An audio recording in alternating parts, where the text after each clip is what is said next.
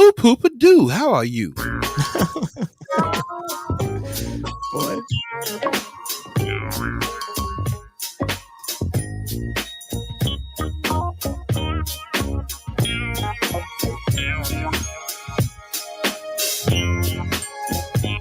Time to get up.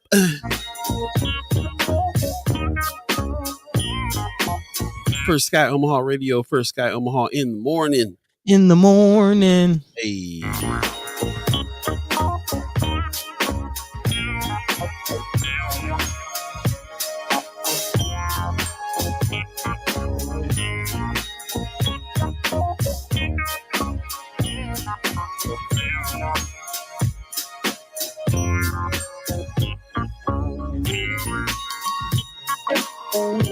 Good morning, good morning, good morning, good morning.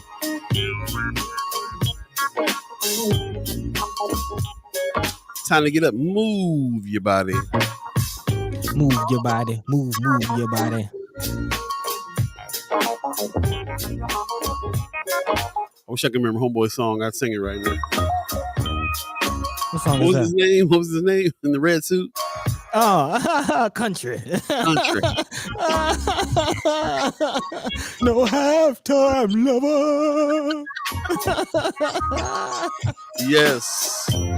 Ain't no halftime loving around here. This is First Sky Omaha Radio, baby. Man. Good morning, good morning, good morning.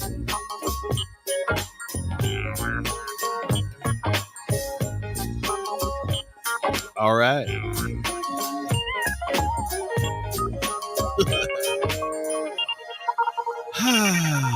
Good morning, good morning, good morning, good morning, good morning. You're listening to First Sky Omaha Radio. First Sky Omaha in the morning. In the morning. All Beeee, Buddi3 Da Gawd, ghost listeners, man, chat chimers, everybody, all it's going down. Real Y'all getting up bright and early already, Pops. Good Women's Wednesday and love from Las Vegas to my First Sky fan. Appreciate you, Pops. Good morning to you and good morning to Wanda Lewis over on Facebook, the Facebook page. What's happening? What's happening? Good morning to y'all. Appreciate you getting up early. Thanks to my 6:30 crew. Let me know how the mix was over there on the radio channel. Appreciate that very much. Judy Princess says the wind is blowing. Is that right? Okay. Is that you talking about outside? Yeah. I don't know much about outside. I haven't seen what that was like in days. Yeah, it's pretty cold. It's super like wintry conditions coming back. Supposed to drop down super cold today. Man, icy. You know, all that mess. So not happy. Yeah, y'all take care, man. Be careful. Mama God in the house. She said, "Good morning, First Sky fan. Top of the morning to all my peeps." Hey, good morning to you as well, Mama God. Appreciate you coming on in on this Wednesday, February 22nd, 2023. I did get that right? February 22nd? Yeah. Already, man. Just a week left. Less than a week left in the history or the month of Black History. Man, goes by fast. Oh yeah, the shortest. Short month. The shortest. 2/22/2023 on this Wednesday. Precious McKesson just called and said that she was not going to be able to make it. She has early morning meetings. Okay. So it will be Kimara Snipes, put some respect on her name, on Women's Wednesday today as a special guest. And we'll talk about what's good in the hood with her. So yep. Trying to see what's good. Speaking of what's good with you, man? How you doing this morning? How you doing on this here hump day? Man, I woke up so surprised this morning. I was deep sleep. Just the alarm went off, and it's one of them kind of like, where am I? What's going on?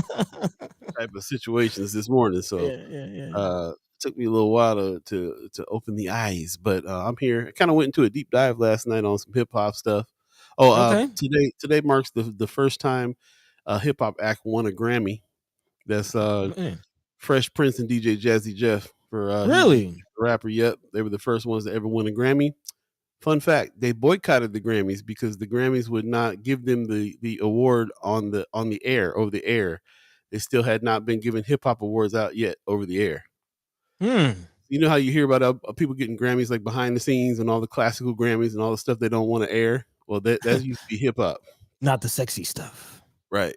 Yeah. So short sighted on their part. So yeah, they gave out the first Grammy to hip hop and went to DJ Jazzy Jeff and the Fresh Man. Prince, and they had to boycott the show. Like, yeah, sorry, we're not taking it unless you're gonna televise this in the name of hip hop.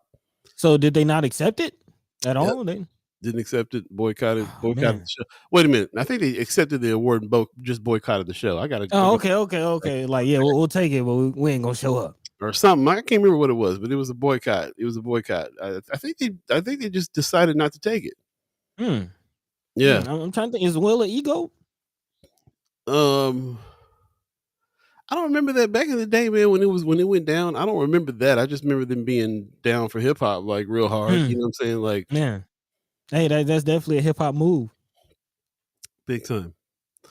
So yeah, so that was an interesting little fun fact I heard this morning. Got reminded the first hip hop Grammy went to them. Is that the fun fact of the day? That's my fun fact of the day. Yes, my hip hop fun fact of the day. Yep, you didn't quite set it up like that. You just kind of it went in the news. Yeah. Okay, that's interesting though, man. Shout out to Jazzy Jeff, man. Still killing it out in the world. Still killing it in the game. Legend, bro. Yeah, for those of you who don't know about that album, you might think of Fresh Prince and Jazzy Jeff album. You know, Parents Just Don't Understand, all them songs that came out on that album. But that tape was one side was all that stuff, Parents Just Don't Understand, all that real poppy stuff, and the other side wasn't nothing but DJ Jazzy Jeff mixing on the whole backside of the tape. Legendary mixes. Super dope album. So yeah, go cop it if you want to. I also went down the rabbit hole with producer Dallas Austin and didn't really realize like how much big Atlanta influence. I kind of got the history of LaFace and everything through his story, like how Atlanta came up as a music city. Oh yeah, I mean even before the Outcasts and things like that. Like, I mean, yeah. I mean there's artists even before Babyface and them came down to Atlanta. Like it was a scene. That was the reason they came to Atlanta. You know what I mean?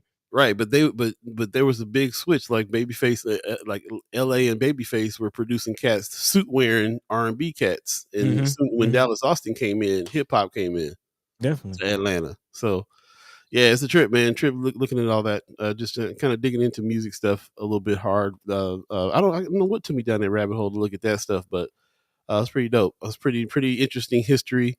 And you forget about it all along the way, man. You've been with all along the way. We've been with that cat doing stuff from TLC, Ain't Too Proud to Beg. I mean, like everything you can think of.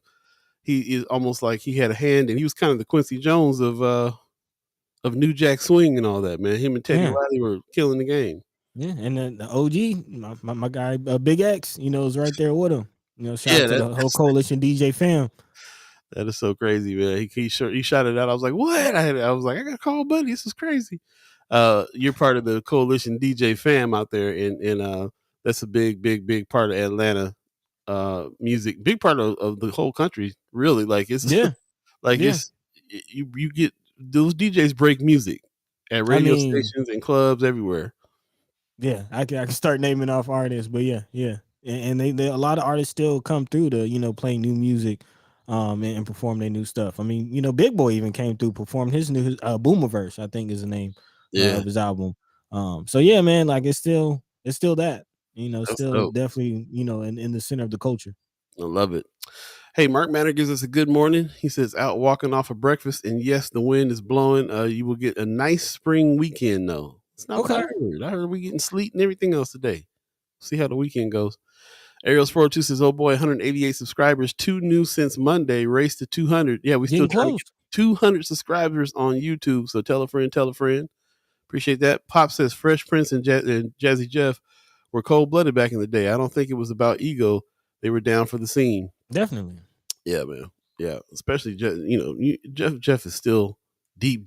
Jeff didn't go Hollywood. He stayed in the scene, man, in a big way. He's like a legend out there with DJ Premier and all the legendary DJs. Grandmaster Flash, he's named among all the legendary DJs now.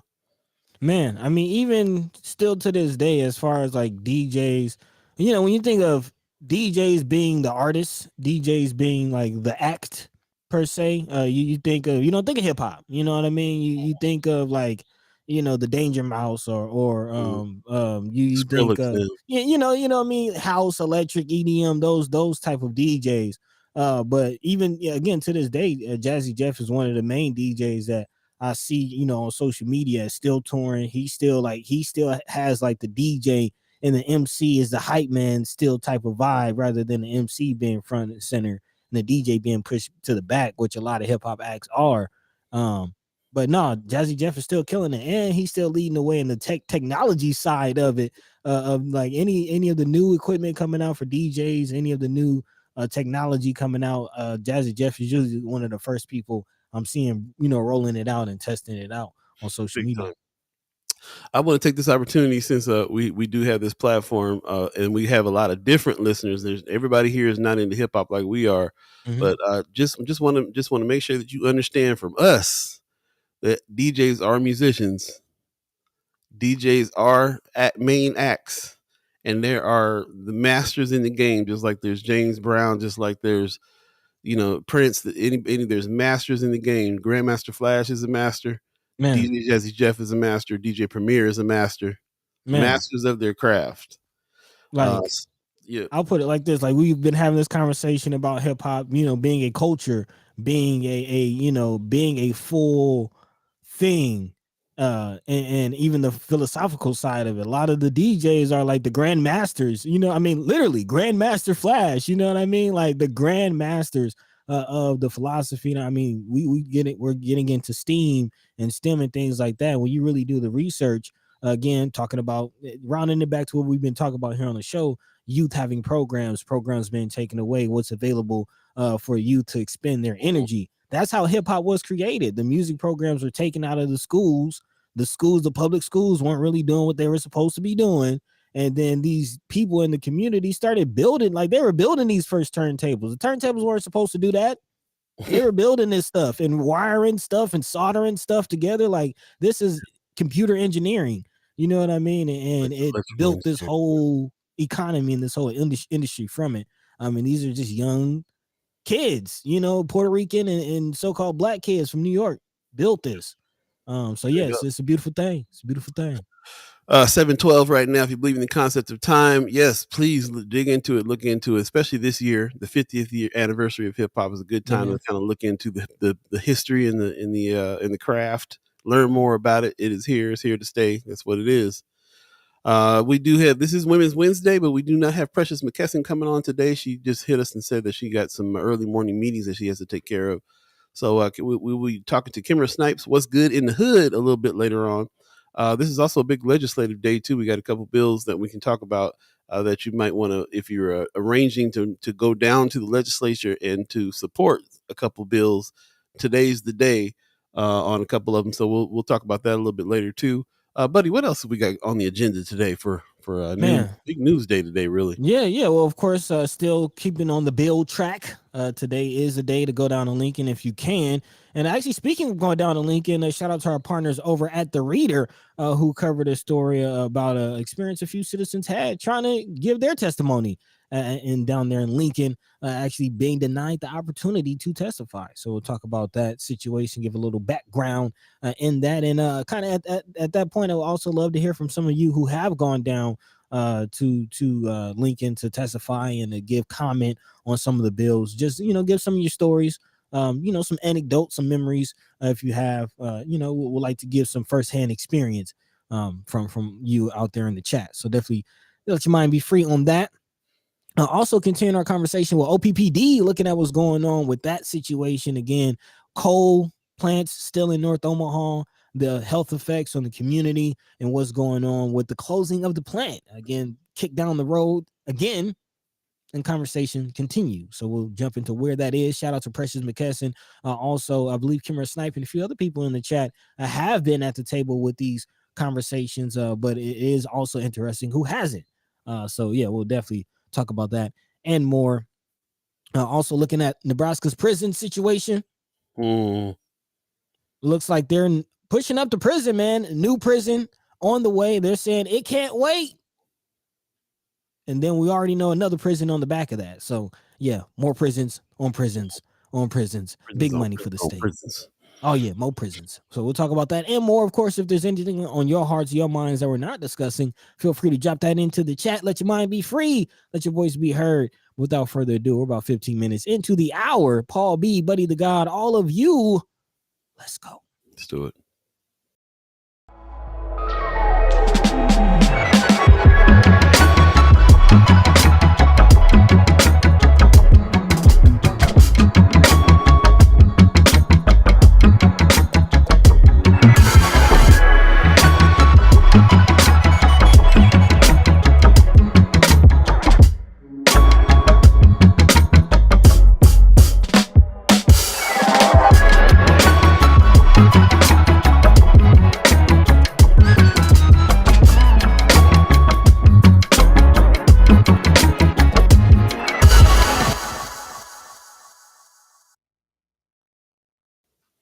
Yo, yo, yo, good morning, good morning, good morning. You're listening to First Sky Omaha Radio, First Sky Omaha in the morning. In the morning. Paul B, Buddi3 Da Gawd, all of you chat chimers, ghost listeners, everybody that's tuned into YouTube, everybody that's tuned into Facebook, we appreciate it.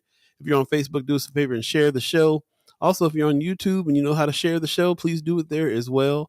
Trying to get as many people in the conversation as we can and make it a more full conversation like we always are talking about we want to do here. So thanks to everybody who's joining us right now. If you miss any parts of the show, you can always go back and listen to it in its entirety on YouTube and Facebook as well. And yeah, tell a friend, tell a friend, tell a friend. Really appreciate that.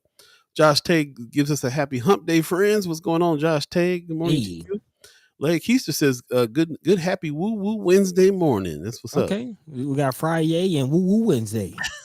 Okay, I like it. You got to give us a good one for Monday now, because Monday's always rough. Shout out to you guys over there on YouTube. 188 subscribers on YouTube, according to the mayor. So appreciate that. Still going for 200. So tell a friend, man. We're gonna have a little milestone situation when we hit that 200, and start paying attention to that kind of growth. So smooth dozen away. Say again. A smooth dozen away. Smooth dozen away. That's all we need. And just to remind everybody about what's going on with the show as well. They're chat chimers. You guys come in. We have these discussions, these talks. A lot of our partners in the news industry are listening to what it is we got to talk. We're talking about. A lot of politicians even are listening to what we're saying here, because this is really the only show that is having a regular roundtable, 3 days a week, 2 hours at a session. And this is really the only place that that kind of discussion about the topics are really happening on a regular basis. So everybody's kind of finding this to be a resource. You are a resource. Can't do this show without you. Can't do this show without your input in the conversation. And really appreciate everybody who does that as well. Also, I got the chance to speak to Willie Barney the other day. Man. And we had a great conversation about black media. Just to remind everybody, back in the day, there was a situation where they were trying to bring all the black media together to really, understanding that this is a show of force. Malcolm X even talked about it. It's the most powerful entity in the country is the media. And if we don't control our own media, then we're in trouble. So this is something that we've been striving for. It was encouraging to hear that he's also still think that's something that's important and will do what he can to kind of gather everybody together and do that as well. And get it together as well and beef it up. So that was great. I asked him to come on the show so we could talk about some of the things that we are always bringing up about Empowerment Network and him and the whole scene. He said he would love to do that. He also is encouraging. They're still working on 1024. So there's amendments and things that they're trying to add to it, so that everybody who feels like everybody who went in and tried to modify what it is they asked for, maybe we'll make some headway there. And he also said something that Justin Wayne was saying as well. There's a lot more money that's coming to the state, 1.8 billion in different areas, and there's different ways to do things. So there's still always these opportunities if we can kind of work together and try to make something happen with that, enhance business, enhance our financial life here in North Omaha, and not just North Omaha, but the black community as a whole. Mm-hmm. So they're focusing on certain areas because we don't have our historic district all the way together or our tech district all the way together yet. or the industrial district that's going to happen over by the airport. Those are things that can happen. But black business is black business. We can be expanding all over Omaha with help. So that's what we're working on. So we're talking about. We will have Willie Barney on soon. Get your questions ready for him. And it was a very interesting conversation I had with him. So I was happy that we all got to talk. Cheryl Weston put us in contact as well. Nice. She spoke up for us in a meeting that they had, saying, First Sky Omaha is some of the ones that need to be funded to expand black media. So she spoke up, connected us, and it was a good conversation. So we'll see how it goes. Man, shout out to the chat chimers, man. Y'all the best. Y'all the best. It's real. Ain't it, man? Thank you. Yep. That woman says, "Good morning, friends. Good morning to you, Miss Erica Felt. Appreciate you getting up early with us this morning." We're going to jump into a few stories here, but just to let everybody know, if you haven't heard yet, Precious is not going to be with us today. She is in early morning meetings, and when that happens, that means it's some important stuff going down, because she does, that's an early morning meeting. So doing the work, man. We appreciate the time that she does share with us, and looking forward to seeing her next week. Yep. So, Buddy, what's on the agenda? Yeah, let's say in the meantime, between time, let's go ahead and jump into it. And actually, you kind of set me up quite nicely, man. Shout out to Willie Barney having a conversation with us. And speaking of conversations, let's go ahead and dive into this OPPD conversation that they are having with North Omaha community members, at least some of us. Again, OPPD is continuing to push and have dialogue to set up for the 2 coal-powered units at North Omaha Station, which are set to switch to natural gas in 2026 instead of end of this year. Again, it was initially promised that the switch would happen this year, but early last year, the can was kicked down the road, if you will. North Omaha. Right, again. Thanks, Paul. Again, North Omaha residents, elected officials, and OPPD team members came together at Florence City Hall for a group discussion just yesterday. This included what matters most to the community and what they expect from their utility company. For OPPD, it was important to share the challenges they face in bringing the new generators online, which they say is the reason for, again, the delay and the can being kicked down the road. VP of Systems Transformations, Brad Underwood, says we want the community to understand the why. He says we don't want folks to become electrical engineers. We don't want them to understand all the nuances, but we want them to understand that there are specific processes and steps that have to occur to ensure safe and reliable operations, and those steps are delayed. He also says a lot of those steps are outside of the company's control. Our residents discussed their concerns like health and communication, but also the urgency to close the coal plant. This is something Kay Karn, who's a resident of North Omaha, says she hopes to see as soon as possible. And she also went on to say, I think it is a clean energy issue. I'm concerned about the issue of climate change for my children and for everyone on this planet. And this plant has been around a long time. And I think it's time to move to cleaner sources of energy. So kind of a few conversations, being had in that. Of course, we have the conversation of health standards and health issues to the community, asthma, things like that. But community, as far as climate change, that's a whole nother larger conversation when you get into climate change, legislation about climate change, energy sources. That's whole industries, and it's an economic conversation. But what jumps out to you, Paul? Yeah, just that part. I mean, people have been bringing up the climate change part, but we're here in the area.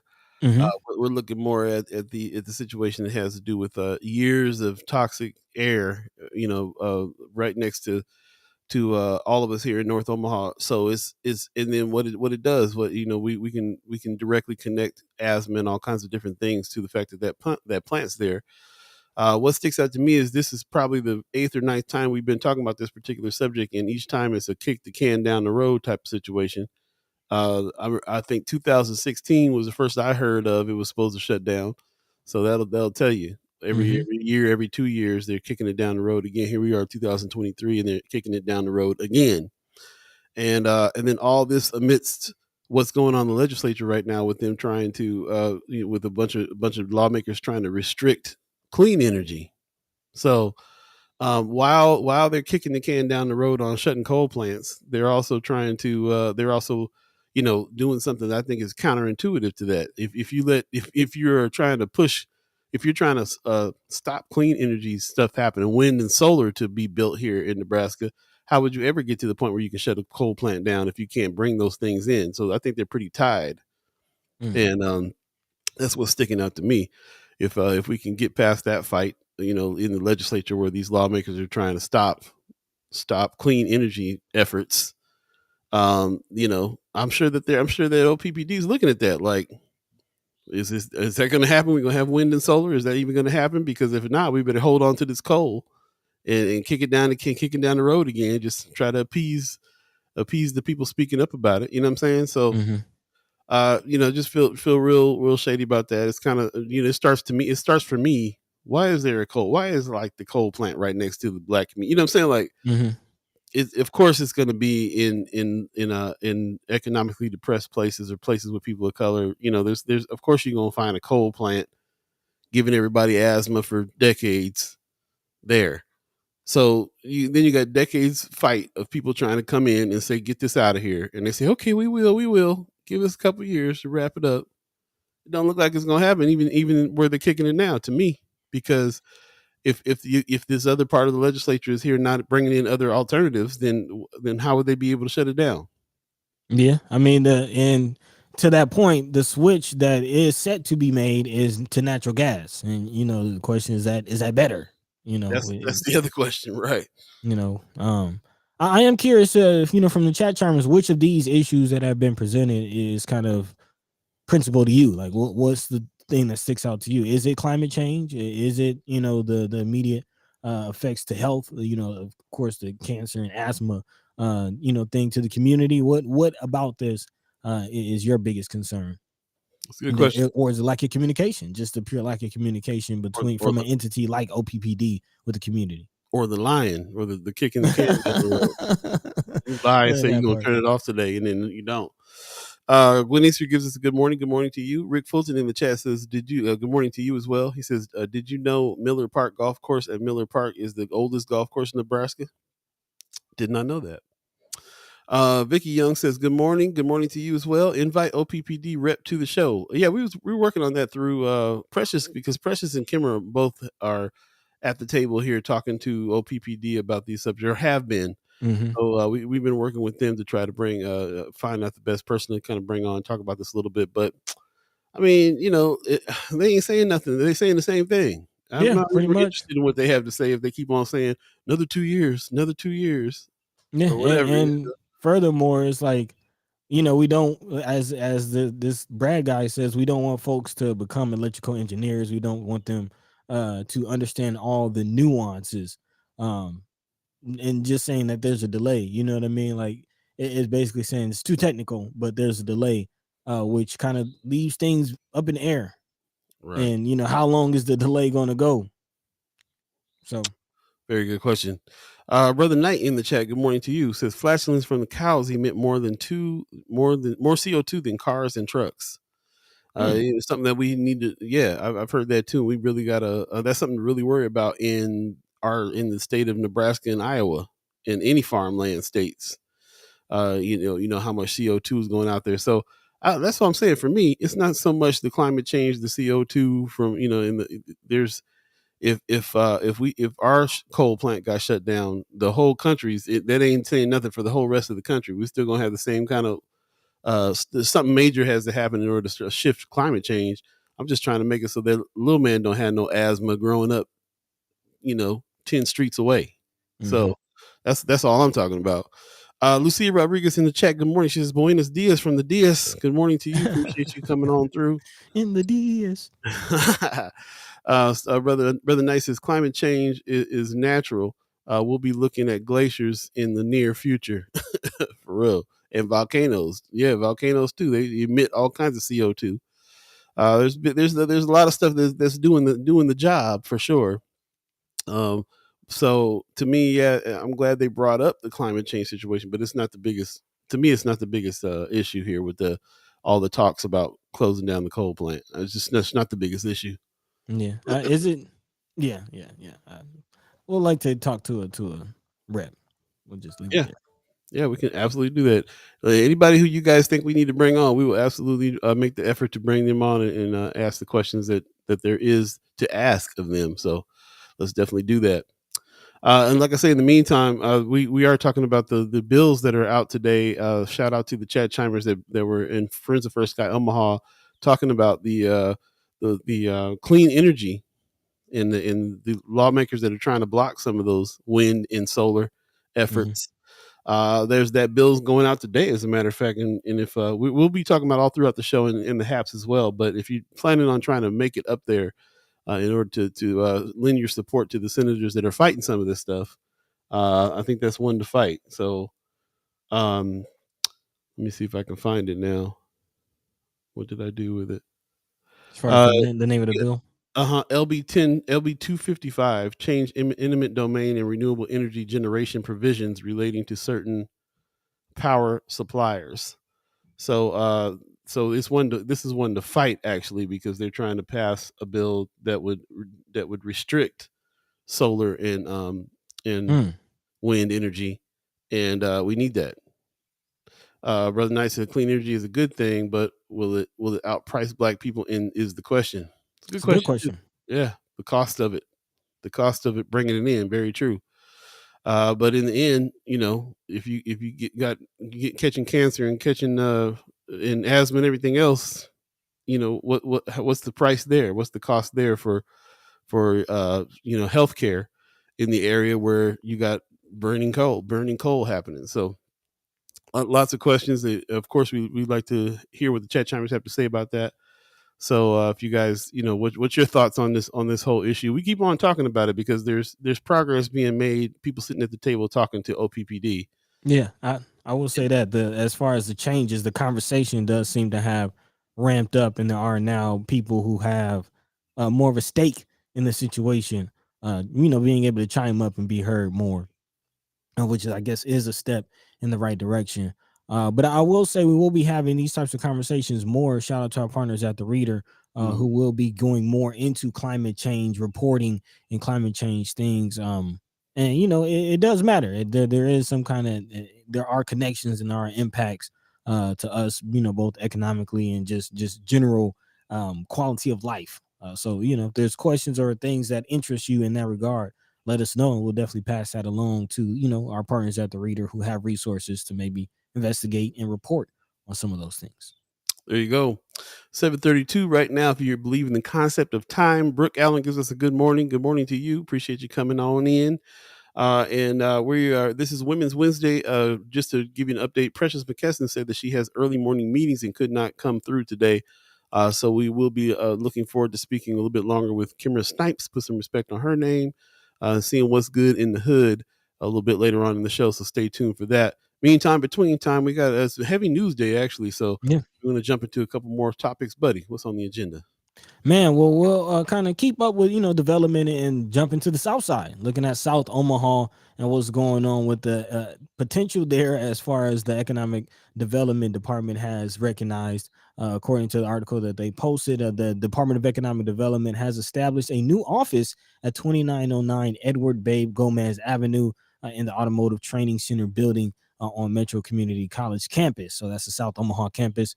With this new office in the community, its focus will be towards an intense effort to put ARPA dollars to work to take this rich melting pot to another level. As they say, Anthony Goins, who's the director of Nebraska Department of Economic Development, said the time is right to grow South Omaha.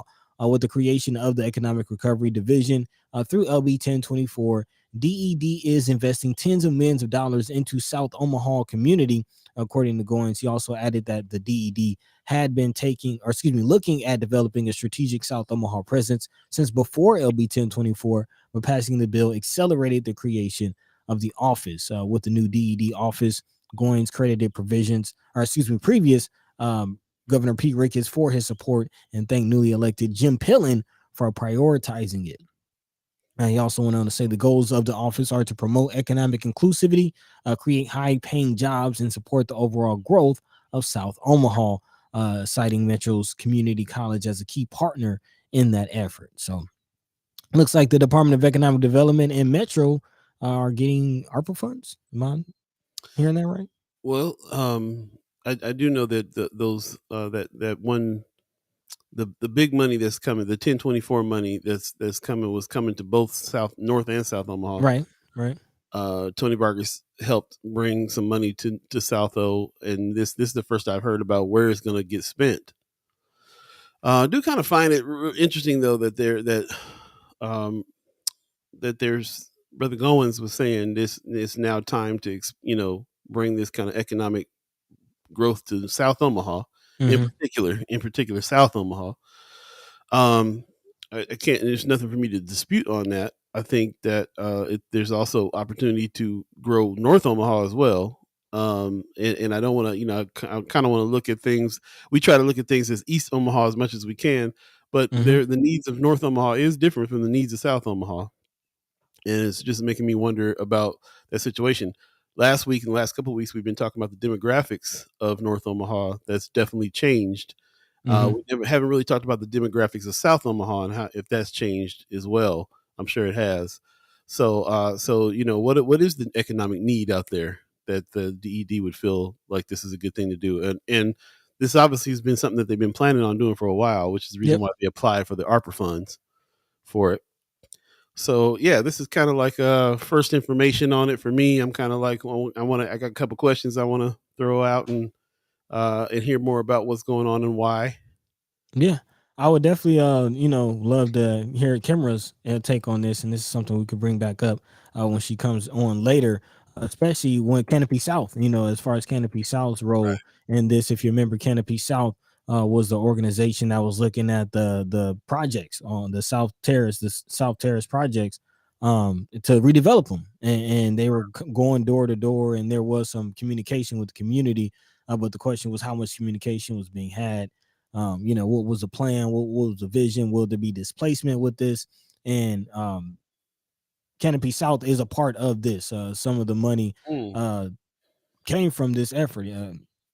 Again, he says he pointed to some recent examples that included providing funds to renovate El Museo Latino, money to help Canopy South develop affordable housing, and more funds to help the Simple Foundation create internships. So again, these are some of the organizations that the DED are working with and helping on in South Omaha. Mm. And would definitely love to see how Canopy South is going about that. I think we did talk about the Simple Foundation as well and some of the work that they're doing.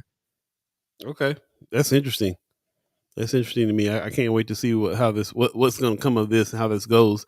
Maybe we could talk to Kimmer about it a little bit more too. Maybe she'll know a little bit about what's happening there since she's in the neighborhood associations there on the south side. Yeah, it'd be interesting to see. Most definitely. Any chat timers that live on the south side? What are you seeing? Do people consider Bellevue south side? I would say so.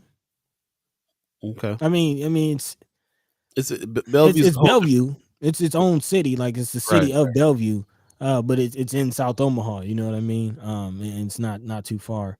Okay, but stuff that happens in South Omaha as far as ARPA funds and things like that doesn't necessarily go to Bellevue. I think that's a different census tract.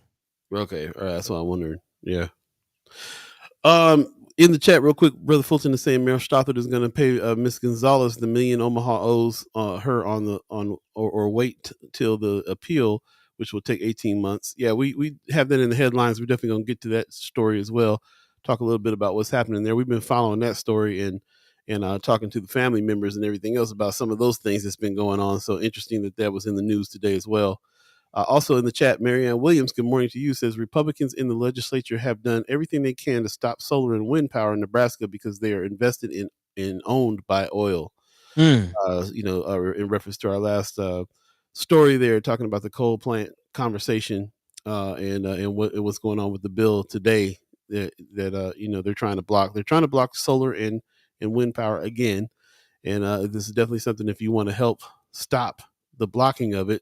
Wednesday, today is the day to go up and talk about that particular bill. LB 255 is the bill for that. We'll keep on saying that throughout the show and in the HAPs as well, so that if you can arrange going up to fight that, then it's probably a good idea. This is the day. Today's the day. So appreciate that. And also, just continuing conversation. We do have the senators that are going to be coming on Friday. Yep. Terrell McKinney and Justin Wayne, and we'll talk a little bit more about what's going on with that. Obviously, we need to talk a little bit more about LB 1024 because it's still being talked about in the neighborhoods. And there's also now, certain organizations that are using some of those ARPA funds to do some things like what we're just talking about here on the South Side. So, like I said, though, it is something they have been planning on doing for a while. But I just want to hear more of the effects of what's going to happen with that, with that collaboration with MCC, DED, what kind of jobs they're talking about bringing over there, Mm-hmm. what kind of economic development they're trying to stimulate. I like to hear more about it and see more about it for sure. Yeah, I mean, apparently there's funds available to the community and numerous programs that are coming out of it. It's kind of the big thing to develop housing. They say spur small business growth and support overall community development. It's kind of general, but from that, I'm kind of seeing some actually it. Although you say that the needs between North and South Omaha are different, I'm seeing some of the similar things because this is reminding me of the accelerator building and the incubator that Senator McKinney is pushing for on North Omaha, as far as just a hub or a place for community members to come in and get resources for housing, get resources for small business and things like that. Okay. Well, I don't know. I keep on from what I understand, I feel like there's more of a need for housing and jobs and things on the north side than there is on the south side. But maybe I'm wrong about that. I don't know. I feel like the DED could have easily came over here on the Fort campus and done the same thing and try to stimulate stuff in the area. So Maybe they should. maybe they should, or maybe I'm sitting here thinking this is just for the south side and it's not just for. I'm not really sure. Like I need more information here on what this means because the DED is involved, which I don't. The DED is not going to come in and just take care of one side of the city. You know what I'm saying? That's kind of Mhm. where I'm.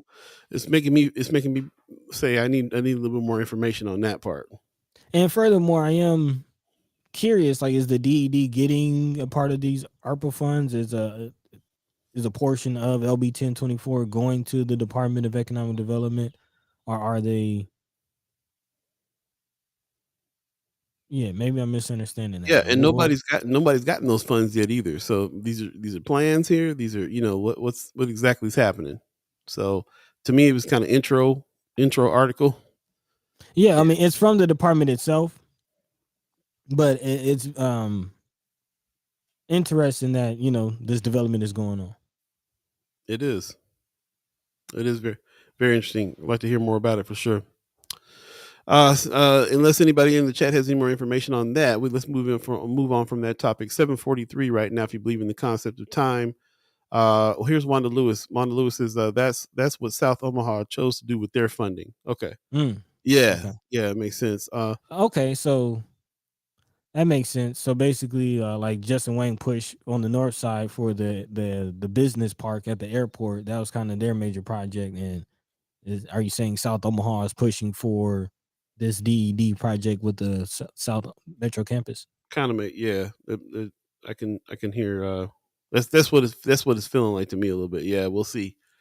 And also, they were talking a little bit like they had the money already, but maybe that's just something that I was thinking I was hearing. But no, this it's not happening quite yet because they don't have the ARPA funds yet. Nobody does. Right. Yep. Let's take a quick break. Again, you're listening to First Sky Omaha Radio, First Sky Omaha in the morning. In the morning. Paul Beeee, Buddi3 Da Gawd, all of you chat chimers, all of you ghost listeners, stay tuned. We'll be right back. Hey.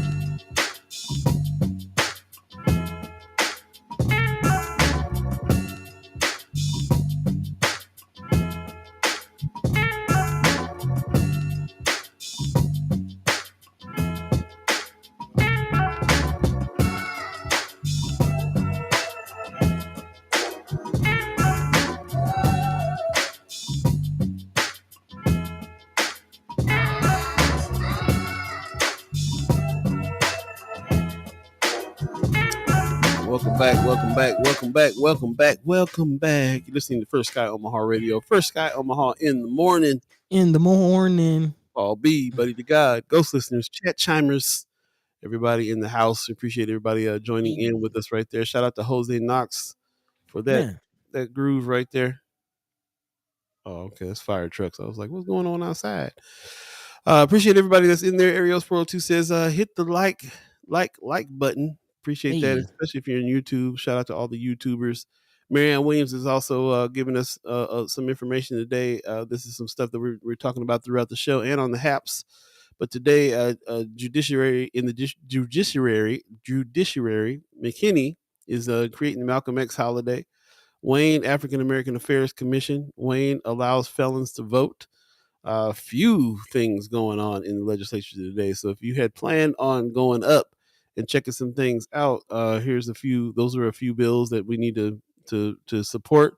And of course, we've been talking about LB 225. That's one to go fight to try to get people to to get these the legislature to quit trying to take away to halt alternative energies, wind and solar. Also, what's going on today? Let's see, is Brother McKinney's bill change LB 271 change reporting requirements for child abuse and neglect. I believe that's happening at 1:30. So lots to really kind of go up and deal with today too. I'm kind of navigating the legislative website pretty good now. I've been taking a look at it a little bit closer. It's actually a really good site. You really can kind of find what you're looking for and all that without any too much hassle. Yeah, it's a small learning curve, but it's there. Yeah, it's small. Yeah, it is. But they lay it out though. They lay it out. So I'm getting to know it for sure. Understanding what's happening and when. So appreciate that very much. Brother Knight in the chat says, remember there was funds allocated just for North O and South O reps made a stink about it. I don't remember that.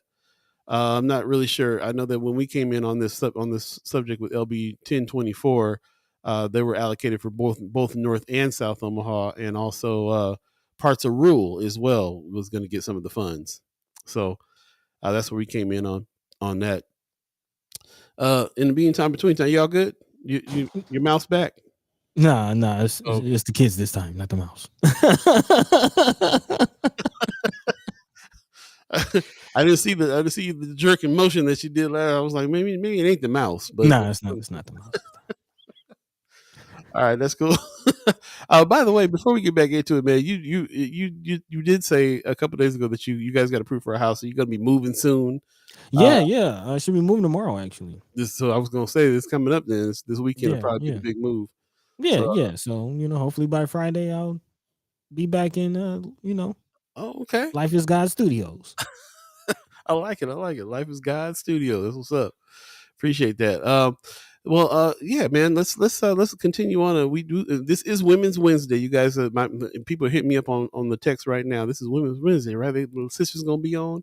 Precious McKesson called this morning and said that she is not going to be on because she had early morning meetings. But we do have Kimara Snipes coming through, seeing what's good in the hood. As a matter of fact, she's waiting in the wings. Hey. So let's go ahead and bring her on in, man. She looks like she's at the headquarters right now. You ready? You ready over there? You got your camera set? You ready? I see you. Ladies and gentlemen, Kimara Snipes. Good morning. Her name. Good morning. How are you? Good morning. It's been a very, very long weekend. I will not even lie to y'all. I am not in the greatest space, but life goes on. Uh-oh. Okay. Yeah. Okay. You need us to beat anybody up? What's happening? No. But it does bring to mind that we have to love on each other while we have time with people. So I have a very, very, one of my best friends, her daughter, who is 22, has a rare form of cancer. And so she's getting to transition. So it's just been a long weekend, but I'm also just getting back to work today. I've been off. I tried to take some time off, y'all. My son got COVID and everything just kind of happened, but I've been testing every day and I'm fine. I told him, stay your butt upstairs. Don't come down here. Don't you come nowhere around me. I love you though. I'm going to take care of you. It's been kind of fun for me being able to baby him a little bit. I ain't going to lie. I kind of miss that, but I don't wish COVID on nobody. But he's much better, and he actually went back to work today. So I'm headed down to Lincoln today. Okay. Okay, Yeah. Preston also has a bus going down. there you go. They're leaving from the crossroads at 11 o'clock. I got to go down much earlier. I'm taking White Shell down with me as well. So we've been putting her on that road, boy. It's fun, though. It's fun. Hey, well, yeah, I know you got the will, so definitely drive safely, drive Yeah. safely. But that's good to know that Brother Preston is gassing up the bus, man. Let's make sure he's gassing up the bus for more than two people. That gas ain't free, It sure ain't. It This sure gas ain't free. man. Uh, and if let's get a hold of Brother Preston too, man. If he's got some kind of little cash app or something like that, we can drop some gas money on him. For those of us that can't go up, then let it tell him to put it on Friends of First Sky Omaha so we can hook it up. I will. I'm And, glad and that get well soon to young man. Get Yeah. well soon to your son too. Yep. She said she's been leaving bowls of chicken soup at the top of the stairs. Literally soup. Literally soup at the top of the stairs. Hey, Paul already knows. Here's some wipes. If you touch the wall, I want you to wipe it down. Yep. But hey, you got to do it. You got to do it. You're being careful. So I'm glad you haven't caught it, and you take care of yourself. But what are you going down to Lincoln for? What bills are you looking at? There is a bill. It's the LB20 where they want to reinstate voters' rights after 2 years. I'm going down to testify on behalf of the table, but we are actually choosing to remain neutral on it. But that's because we think that people's rights should be reinstated right away. Point blank, period. We always want people's rights to be restored, and we appreciate the 2-year number, but I've always felt like it was just really arbitrary. Like someone just said, oh, we got to do something, let's make them wait 2 years. It really just makes zero sense. And so we want people to have the right to vote as soon as they're released. And we also want them to have the right to serve on juries as well. So we're choosing to remain neutral on that one.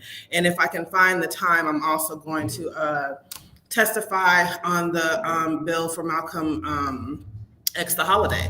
So trying to find time for that too. Hey, let me ask you a question on that. So that first bill that you were talking about, I thought that was a bill that was for getting people, incarcerated people, their rights back right away. That's a bill to keep it 2 years, because it's already 2 years now, right? It's 2 years right now, but any person, I got to read back to the bill. Like I said, I'm going to testify on behalf of the table. We want it to be right away, but we want other things added as well. Let me pull up my notes here. We want them to be able to have people who have served felony sentence to run for office and to serve on juries. It takes away voting rights from additional groups other than people just serving time for felony sentences the way it stands right now. We want to see people who are convicted of a felony but serving a probationary sentence to maintain their voting rights. At the end of the day, like I tell people all the time, these are just everyday people. I'm sure many of our senators who are serving in Lincoln probably know people as well. But the way the table stands, it's just about voting. That's all it is, and that's where I'm going down today. Okay, but you're talking about where the table stands. I'm trying to figure out about the bill now, because I thought the bill was in order for to take that 2 year period away. That the bill was so that people can start voting soon as they get out of incarceration. I thought it was. Yeah, it is. LB20. I'm sorry. Go ahead. I'm listening. Yeah, LB20. That's how the title reads. The provide for restoration of voting rights upon completion of a felony sentence or probation for a felon. So, again, it's upon completion of the sentence. Okay, so then I'm confused. So you're saying the table is going neutral on this because it also says any person sentenced to be punished or for any felony when the sentence is not reversed or annulled is incompetent to be a juror or to hold any office of honor, trust, or profit within the state, unless such person receives from the Board of Pardons of the state a warrant of discharge. And so it's a portion of the bill that y'all don't agree with. Right. Right. You know, and people should be able to serve as jurors because, again, I mean, when people go to trial, we're supposed to be able to be, you know, whatever the word is, the jury should be our peers, right? Mhm. And it's just not like that. And this bill isn't going to help that at all. And I think it's important that I'm glad you asked the question, Paul, and you know, you're kind of confused on what she's saying and why you're saying, I thought this is something we support. Why are you being neutral to this? And it's important as we're pushing people to go support certain bills and to be active in this way. You know, it's one thing to have a general understanding of the bill, but at some point, somebody has to read through the bill and understand the nuance of the bill, because there's sometimes a lot of times there's, look at the bill that Biden, you know, signed back in the 90s, and he's saying he didn't know that it would lead to so many people being in prison. Like, there's nuances in bills that can have unintended, you know what I mean, outcomes. He knew, by the Well, way. yeah, I mean, you know, that's one, but the example is the example, and my point is that there's nuances and there's language sometimes that is buried deep within bills that we might not know or understand, that might have an adverse or just an unintended outcome, and sometimes that's put in there intentionally by these senators. And not only that, we got word from the senators that they will sneak something in last minute on top of everything else. Right. Amendments, yeah. So, yeah, I appreciate you guys looking at that, and you know, the reason why we have you on here for exactly that type of thing. You know, really, who should really be coming on is our senators also have aides. They also have people who work for them. What we're trying to do right now is get it back in SONA. We used to have, you know, good representation from our legislative aides if our senators weren't able to make it. I did speak with Senator Vargas, and his aide does not live in Omaha. His aide lives in Lincoln. And so I understand right now with session being in, going back and forth, it's a bit difficult. McDonald, I can't get any communication from him at all, so I just don't know what's going on. But, you know, I think it's worth it to have a conversation with your state senators, and I mean all of them that represent East Omaha, not just McKinney and Wayne, to talk about how we can get some sort of communication going. I'm telling them, can we at least get, if you can't show up physically, can we get some sort of written summary about just things that are going on a consistent basis, right? But they do have, and let's be honest, I mean, we got people who getting paid. I mean, again, hello, Precious and I as alliance leaders, this is free. You know, we're not doing this for any money. And so I just think that if people are serving in these positions, and this isn't a shady comment at all, I just think that, you know, there's some the onus is on you to be able to find a way to provide us with information about what's going on, because there's way too much going on, and leaving it on us to find it all out is just absolutely ludicrous and ridiculous. Well, I kind of disagree slightly a little bit, and I'll tell you why before I jump into the chat real quick. There's because what I think that the stance that I'm taking in the way, where I'm coming from with what it is that I'm trying to do, especially me and what's happening with First Sky, is to assist that, because the understanding that I'm getting from talking to the brother senators is that they, you know, because you get paid a very minimal amount of money to do this job, you can't do it full time. You have to work full time, and you're also are kind of doing this as a side thing, but it's too important to be a side thing, so it has to be, you have to be very diligent with it as well. So we're trying to take the stance of helping with some of the communication.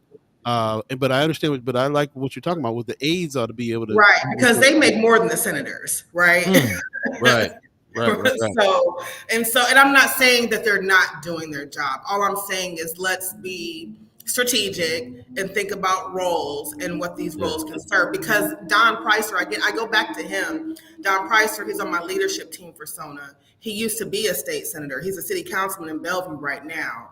I say he's an old hippie, but he's just so knowledgeable and has so much institutional knowledge, right? And he says this is how it was set up before, especially with the neighborhood alliances. And he's been a part of SONA since it was created over. Oh wow, that's interesting. I like that's really interesting. I like that. Makes sense. It makes sense. It makes a lot of sense. We're actually getting ready to. Don and I are getting ready to have we're trying to set up a meeting with our state senators or their aides, just really, really talk about what this communication can look like. And then there's going to be a conversation also with our city council people in East Omaha as well, which would be Begley and Palermo. Okay. So do you know like when or why that communication? If you're saying that like it was set up at that point at one point in time, why that stopped? So, that's a really great question, buddy, because I've been a part of Sono for a very long time.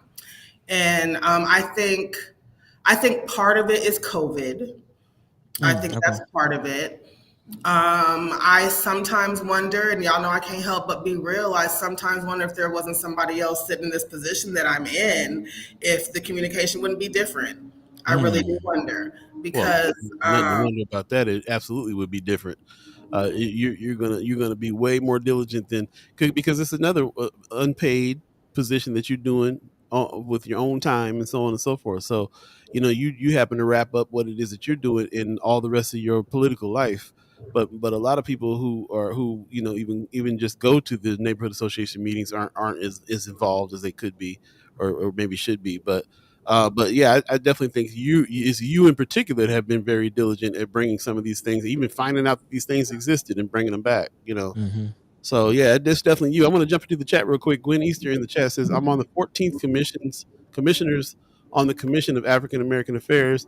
We'll be supporting Senator McKinney and Senator Wayne legislative bills today. So that's what's up. More bodies in the room. I like that. Arrows Okay. 402 is talking about making homemade sanitizer, 1 cup alcohol, 1 cup water, 1 cup vinegar, homemade sanitizer. Okay. There you go. Put in a spray bottle, go for it. not to read the chat. Good. I appreciate you very much. That woman is talking about extended punishment, talking about people that come out of incarceration and got to wait 2 years to be a part of anything. Marianne Williams says LB 20 allows vote upon completion of sentence. Right. What we were talking about, and now we find out that there's other things attached to that bill as well. That's different from just that one definition. Also, Marianne Williams says a neutral can still be supportive of parts of the bill. My guess is that there's better chance of passing the vote with the addition of the rest. Okay. Also, felons do not currently have the rights to serve on jury, etc.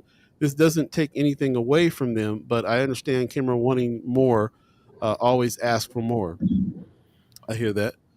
Gwen Easter is reiterating she's going to be up there today as the commission with the Commission of African American Affairs, and Marianne Williams says the bills we have been discussing are in government and military, not judiciary. Oh, okay. It's important to know the committee so you can know where to go. And also, Gwen Easter, I'm kind of curious, just what is the nature of this African American Commission? Like, what are some of the things you'll be discussing, addressing, working on in the commission? What is it for? And that commission was that appointed by Stothard? African American. No, that's statewide. That's a state thing. That's by the governor. Governor, okay. I believe they also hired an executive director too. Okay, I'll have to look into that. Sure, absolutely. Delbert was on it. I don't know if he is anymore, but that'd be nice to have somebody on there too, because I'd also love to learn more about it. I know that there's also someone introduced a bill to create an Asian commission as well. So I didn't hear about that. Okay. Yeah. So, Sister Gwen, if you have any more information or if you know anybody that we could talk to about that, we'll definitely love to hear more. But I do want to pivot real quick, unless Paul, you got something? Because before you came on, we were having a conversation about South Omaha and the DED, and I just wanted to get your take on it. The Department of Economic Development just released a press release, I guess, talking about this new office that they have at the South Omaha campus, 2909 Edward Babe Gomez Avenue. Are you familiar with this? Do you no, ain't that funny? Ain't that funny that I ain't familiar with it? Okay.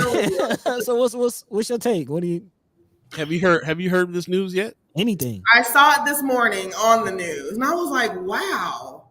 I said, they must not take Sona very serious. That's the only thought that I had. I'm just being very honest. Like, I go back to, I really feel like sometimes, and I hope no one is offended by me saying this, but when I have served South Omaha as much as I have, also being from South Omaha. Somebody the other day on my Twitter, my son's best friend's aunt, who was a Caucasian person, I made a statement on Twitter that was a true statement, and it was 100% my feelings, and she made it seem like South Omaha was perfect and there's no segregation in South Omaha and this and that. And I'm like, well, I'm sorry, but that's not my experience. I've experienced segregation in South Omaha as long as I've been alive. You know what I'm saying? And I became SONA's president.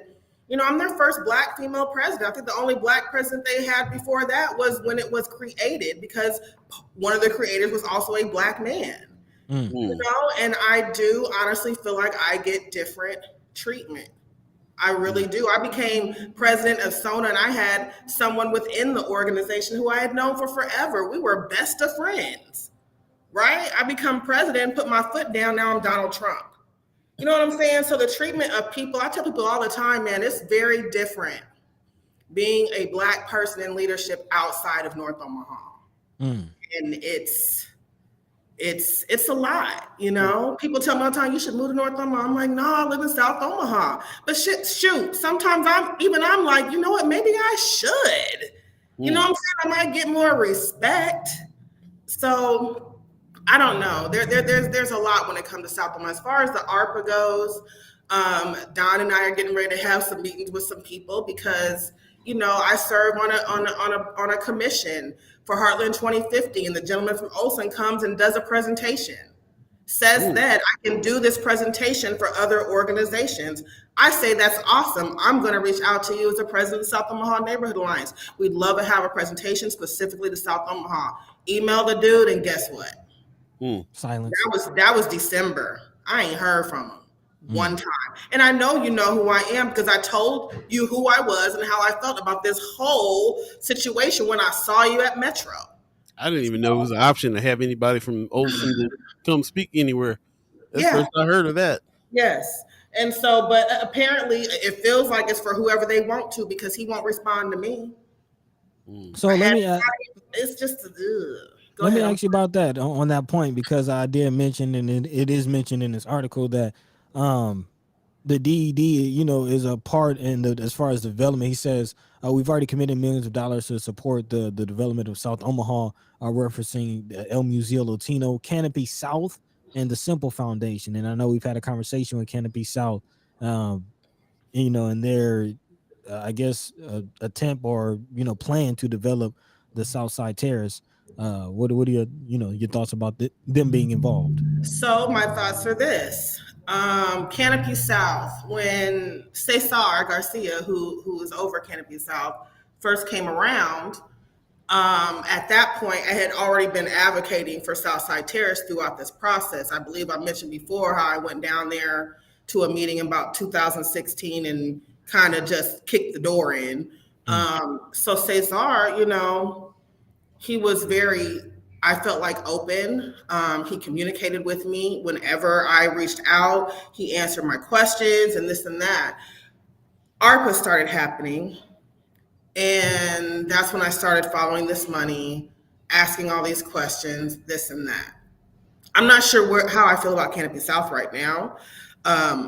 I told Cesar during all the ARPA meetings and stuff, I had been trying to reach out to him. He wasn't responding to me. So I saw him one day and I said, hey, look, I've been reaching out to you. I ain't heard from you. When people don't respond to me, I start thinking things, And he couldn't look me in my eyes. And I'm really old school. You know what I'm saying? I'm old school. And when you can't look me in my eyes and you looking over here and you looking over there and everywhere but at me, when I ask you a specific question, I think you lying to me, bro. That's just what I think. And that's how I feel, because the communication has not been the same since I started following this ARPA money. I think it's weird that when you look at the board of Canopy South, like, these were a bunch of people who were in this, South Omaha meetings they were having about the ARPA money. It's just so many conversations happening in South Omaha. People seem to be intentionally exclusive of Kimara Snipes. I'm just keeping it all the way 100. And I know there are some people who you even listed out that group that don't care for Kimara either. And I ain't talking about Canopy South. So I just don't trust any of these people, point blank, period. And after my conversation with Cliff Albright out of Atlanta, who has gone through this process, who I know keeps it real, and him telling me it's a horrible process for Omaha and people who look like us, I just don't trust it. So what are some of the cautions that he's throwing out, or what is the? I've been trying to follow back up with Cliff to have conversations about that, to get specifics, because I don't have the specifics. But when we went on live that evening, he was saying he had to go, and I said, I just want to ask you one more question, and that's the question I asked him, and that's what he said. Buddy, he's really busy, but I'm trying to follow back up to have some of those conversations because I want to have those conversations. Yeah. Do you think that these organizations are not putting? Because I don't hear too much. I don't hear too many people reaching out to the North Omaha neighborhood associations either on much stuff. Do you think that these organizations are not putting clout into the organizations? I hear you saying they don't like you, but is it that they're not putting weight in the neighborhood associations?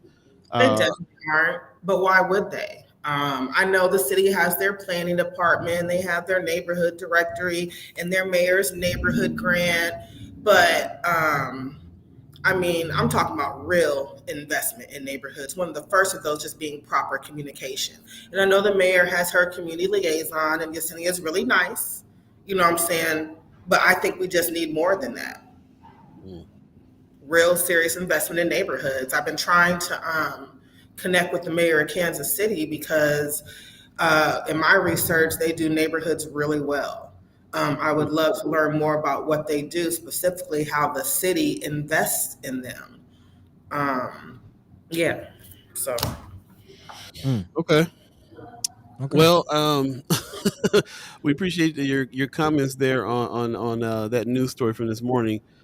There's obviously more. They've been planning on. It seems like to me they've been planning on doing this thing in South Omaha for a while. That's the reason why they asked for the ARPA funds. And I had a question about it because of the DED being involved, and me just feeling like, if an organization like that is involved, why wouldn't it be for all sides? Why are they just focusing on South? And is that a thing? I want to add to that too. When I went to the State of North Omaha Part 2 meeting, the person who presents the data for the Empowerment Network, well, he's also on my leadership team for SONA. And so when the meeting was over, I went over to him and I said, David, I'd love to have this information for SONA. And he goes, well, I can do that. I've already got some information that we've compiled. I said, oh, you do? You already got some information compiled? I know he's thinking what I'm thinking, like, well, why don't I know this, right? So then he goes and he starts telling me about how there's been this group of people meeting, and I think he was talking about this. And so I said, really? I said, let me ask you something. Is there anybody at that table that is not Latino or white? He said, no. I said, okay. So you think they're trying to separate out? Come on. Really? And I know there's enough people who sat at that table, whoever was at that table. I know there had to be, if there was 10, I know there was at least 4 or 5 who said, oh, Kimara gonna be pissed. I know it. And so neighborhood association SONA is made up of Black folks. It's not. It's not. But Kimara is the leader, and she is a Black person. What's the demographic in South? We talked about demographic in North recently. Do you know what it is in South Omaha for the Black community? I don't know numbers for the Black community, but I know when I lived on 30th and S Street and I walked outside my house, that's all I seen.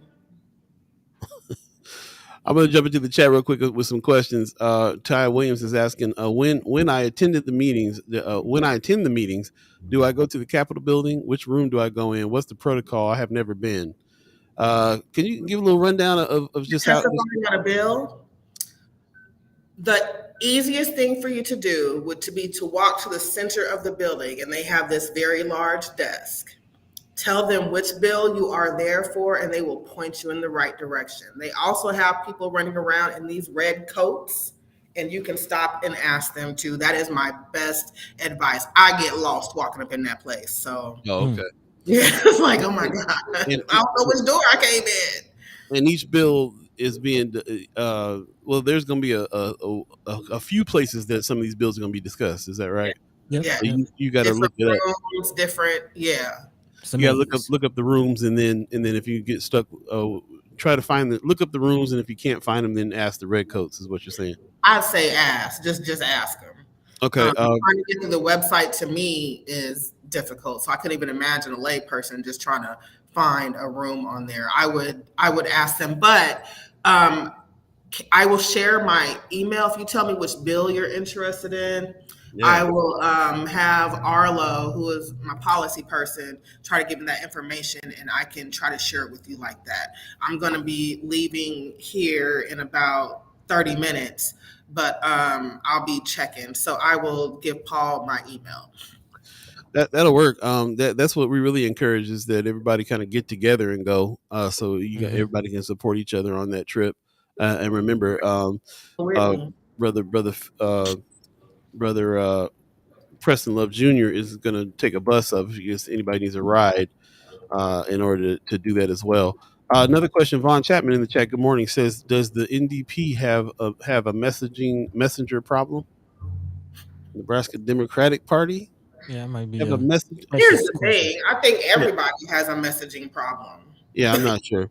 Brother Knight is saying black and brown. Brother Knight, I believe in the Black and Brown Coalition. I don't think that just because there's Mexican folks out there that are on some other stuff, that there's not other people from the South Side, other brown folks from the South Side that are not about a coalition as well too. There's always going to be groups of people, black, brown, and otherwise, that are on some other stuff that are got some ideas on all skin folk and kinfolk for sure. But we have worked with a lot of people from the South Side on a coalition. I would like to learn more though about what the demographic of the black population is in South Omaha. We still trying to get a thing going on in North Omaha to really get a grasp on that. But we got black population in North Omaha is 37.9%. Yeah, we talked about that, right? Saturday, right. And we found some other figures on where the black population is in other parts of the city as well. I just hadn't heard about what South was. Yeah. So, yeah. Anyway, well, yeah. I think the thing for today, especially on this Wednesday, when there's so many bills that a lot of the senators that we have been talking to are trying to back, is a good time to go up, show, and again, just remind people that it's about going up and physically being in the space and telling your story as well. Testifying your personal connection to whatever bill it is that you're trying to push, and get with it. We went ahead and put her Kimara at nebraskatable.org in the chat. You can email her and really kind of coordinate. Everybody who's talking about going up, coordinate, get together, and help each other out as far as that's concerned. What was the other thing I was going to ask you about? Drawing a blank. Should have put it on the notes. Having a brain fart. Yeah. Well, I'll tell you what. Let's go to this. If I can figure it out, I'll bring it back. But in the meantime, between time, tell me, what's good in the hood though? I was like, shoot, what is good? Mm-hmm. I don't know if this is good, but I think it's good that we're looking for some people. We need some more people in the South Omaha Neighborhood Alliance. I'm looking for a co-treasurer and a co-secretary, and I keep putting it out there because, again, these are really, really phenomenal opportunities. I think especially for a young person. When I look at what the connections and just the education I received did for me, as just somebody who was just living in a neighborhood, it was pretty phenomenal. I guarantee you that a large part of why I have the network I do is because of the work I started doing in the South Omaha Neighborhood Alliance. And just being a people person. I think you got to be a people person as well. But I think we can help you with that too. We really want to look and nurture some people. And so still looking for that. We're already starting to plan for our banquet, which will be the first Thursday of June this year. We raise money that we give out in mini grants to our neighborhood associations since they don't have 501c3s. And we also give away a couple of scholarships to students who attend South Omaha high schools. So getting ready to plan for that as well. We give away awards too. It's been kind of tricky with COVID happening, but we started back again last year. We had a really good time, so we're starting early again for this year. So looking forward to that. It'll be at the Croc Center too. Okay. Okay. Yeah. Crocs and it gets down. Man, read my mind. The Read my vice mind. president works for the Croc Center, so it's a really good connection. Just Okay. remember what I wanted to talk to you about. So of course in the news this morning too, there will be no retrial, which means that the Sister Gonzalez is going to get her million. Oh yeah. Oh yeah. I'm looking at the article now. I know you close to the family. Have you talked to the family at all about this? Kathy was in a late meeting yesterday for work. So I have it. She just sent me a text message saying, "I love you, lady." I'm like, "I love you too, girl." Because yes, but you know what I was thinking about that? A conversation we had was that they had the financial means to be able to take the city. Right. You know what I'm saying? Yeah. And something that we talked about was that people out here every day being harassed by this police department who don't. And I also just wonder, and I put it on, I think I saved it in my drafts to put out later on, but I was going to tweet, I wonder how people feel who elevate this man and make him seem like he's some god or something to this city, knowing that he's guilty of this. And I wonder how he feels knowing that he will never be able to leave Nebraska and go anywhere else because he has this on this record. And I said it, and I meant it, and he deserves it because it's ridiculous. It's just absolutely ridiculous. So for those of you who don't know what we're talking about, there was a case against Chief Schmatter by Kathy Gonzalez that she was getting passed over for moving up in the ranks of the police department. Several times she's been passed over.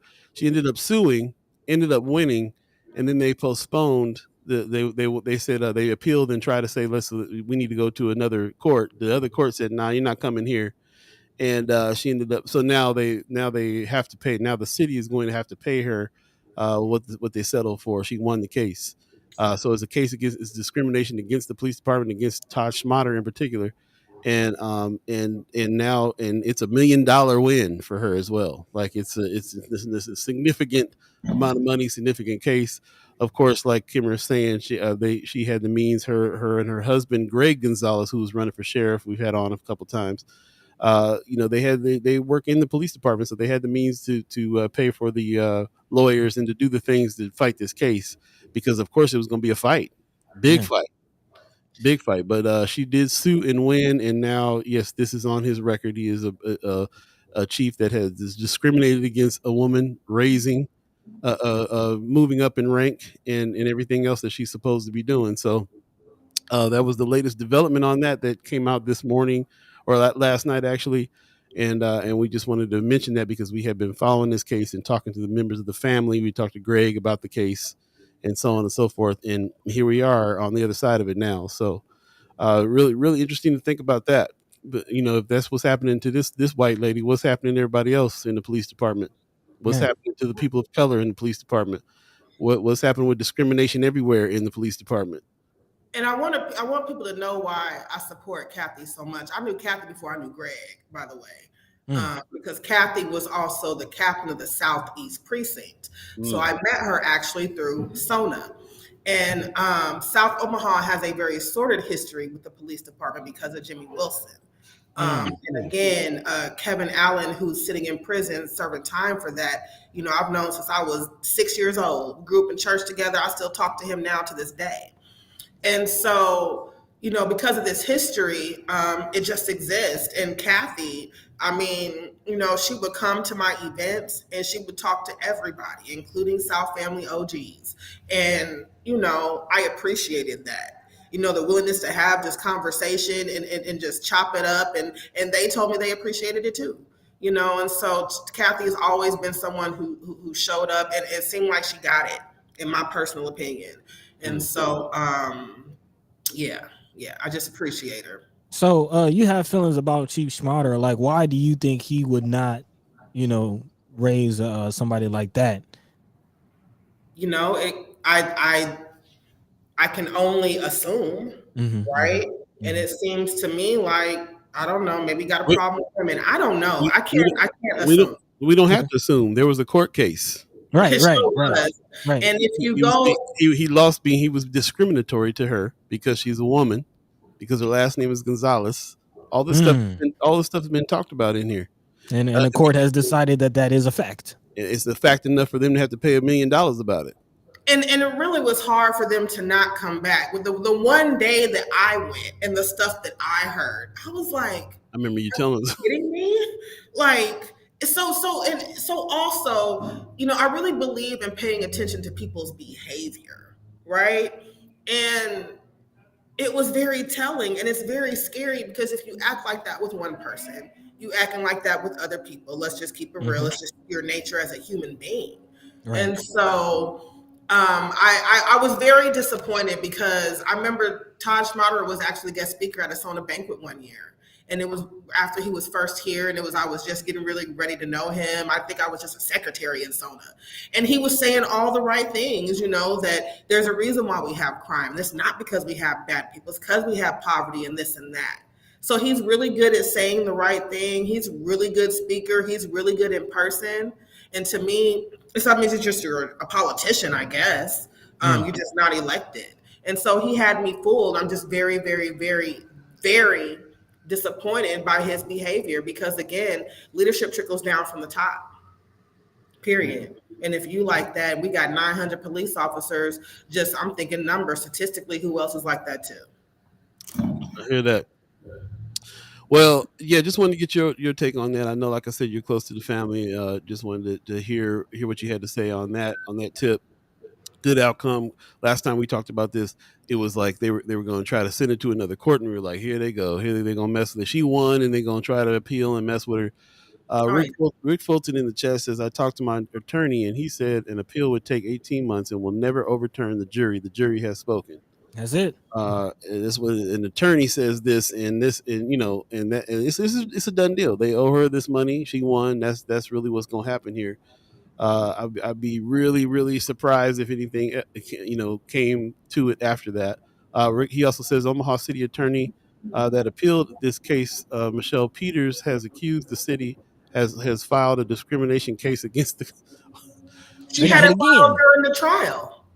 Like, wow. From my understanding. And she's saying she's being discriminated against as well? Yeah.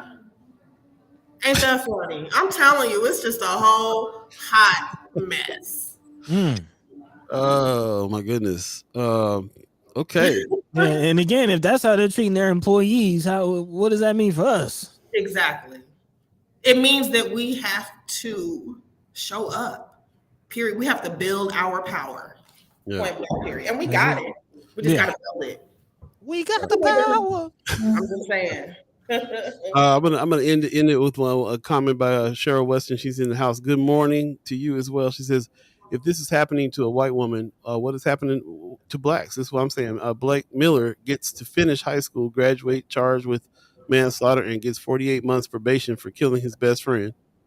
It's another thing in the news we haven't really talked about, but this little white kid shot his best friend, and they call it an accident to give him probation. Right. We're gonna and this is another question, and this will be for another time though. I appreciate you bringing this up, Brother Fulton. Does the FBI raid on Vinny have anything to do with the Gonzalez case? And this is an interesting question, because we did feel like they were getting extra persecuted because of what like all these raids on these people's houses, and all this stuff was going down while she was in here fighting for this case, while Greg Gonzalez was fighting to be sheriff. And then all of a sudden they're raiding folks' houses and accusing folks and stuff. Over $60,000 at that. It feels real funny. The whole FBI was involved in raiding the house, all kinds of stuff. So, there's a little bit of a speculation, a little bit of opinions on that. So we can come back to that another time. It's 8:30 right now. If you believe in the concept of time, we know that you need to get out of here and make your way up. So we appreciate you coming through and putting your email address in there to try to help navigate, other people that are going up, reach out to Kimara so she can help navigate where you got to go in legislatures today. Also, don't forget to tell Preston put his Cash App or something in on Friends of First Sky so we can help him out with some gas for trying to I'm get. gonna call him this. Oh, he'll do that real quick. I Real quick. Get that help, yes, sir. know he will. All right, cool. Well, thank you for coming, and appreciate you coming through. And always, it's a pleasure to hear. I always learn so much every time you come on. So I appreciate you. Thank you. I'm a little foggy this morning, so my bad, but it'll be better next week. Yeah, all right. Yeah, we appreciate you and take care of yourself. If that's your fog, I hate to see your focus. My goodness. Bye, All right, have a good one. Peace. Peace. We'll take a quick break and come on back and jump into these last little topics before we get to the hap. Stay tuned for Sky Omaha Radio. First Sky Omaha in the morning. In the morning. Yay. We'll be right back. Hey.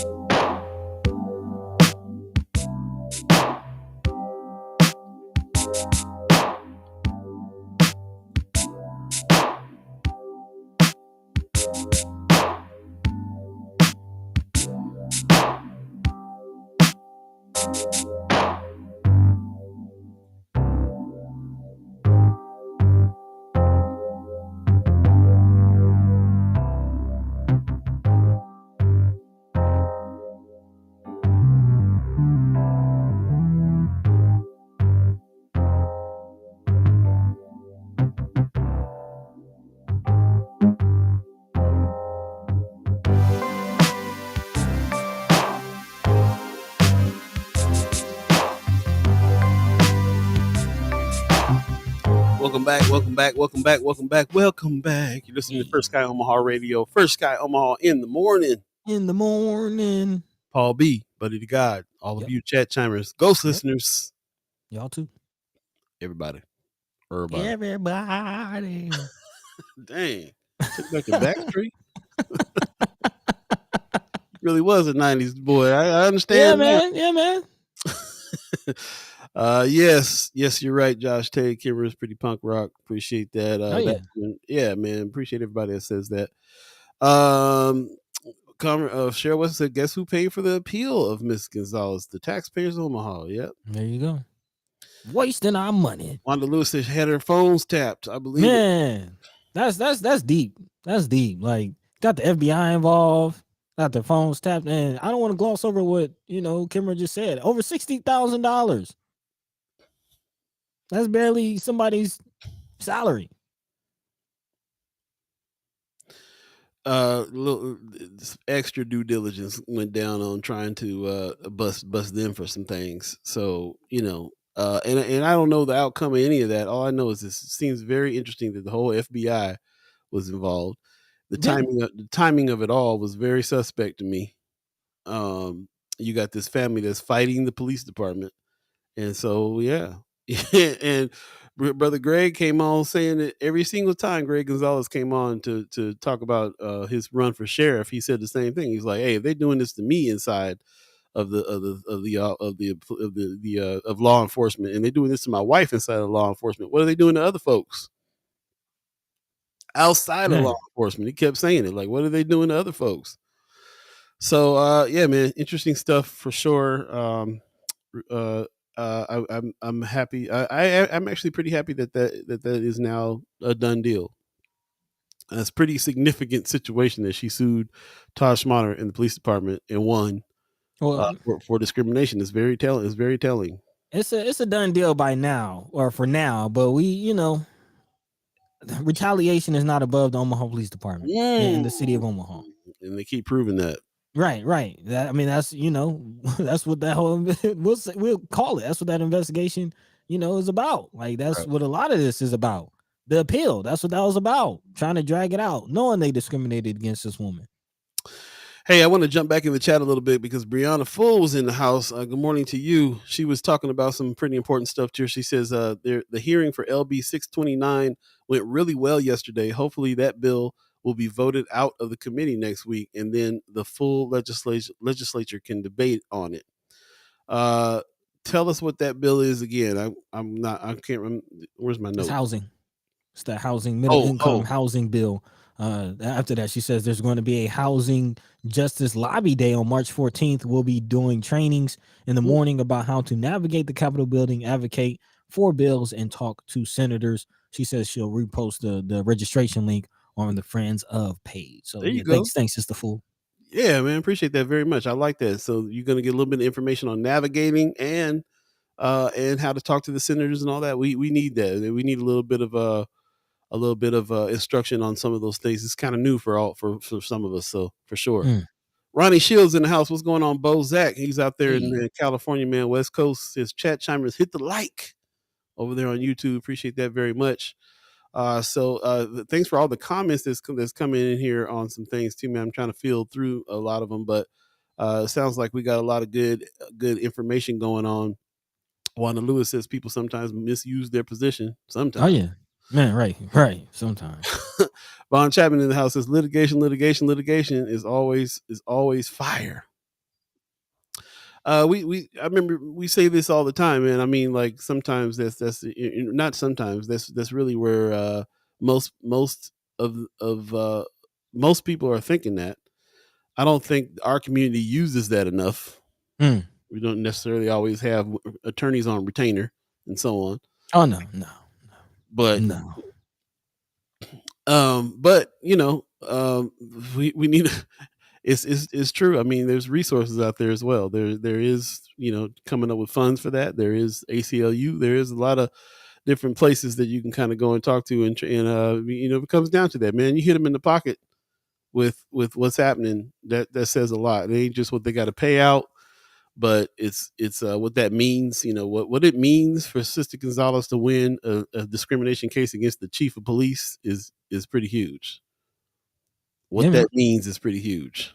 Oh yeah, it's not a small thing. It's not a small thing. So yeah, definitely when you take in consideration how much of the city's budget is, spent on the police department, it's imperative to make sure that it's functioning correctly. President of the First Sky Omaha Hype Team and Fan Club, Mama God, is giving us props, saying, we are the ish. Appreciate you, Mama God. Man, love. Yeah, can't do this without you. So really appreciate that. And everybody else who's chiming on the chat. Just want to give everybody a reminder about that chiming into the chat. This is a conversation, so I just think of whatever it is you comment in the chat as something that you would say in the conversation and wait for a response back, man. This is a conversation. We're having a discussion between folks. So let's remember that, show everybody respect and so on and so forth. And, exchange some ideas and try to get on the same page with some things. That's what this is for. Yep. Again, you're listening to First Sky Omaha Radio, First Sky Omaha in the morning. 8:37 right now. If you believe in the concept of time, only about 20 minutes left in the show. It always does really go very fast all the time. We got a few other things to jump into. So, Buddy, you wanna jump in on those items before we get to the haps? Yeah, man. Of course, really all we have left to talk about is a few bills.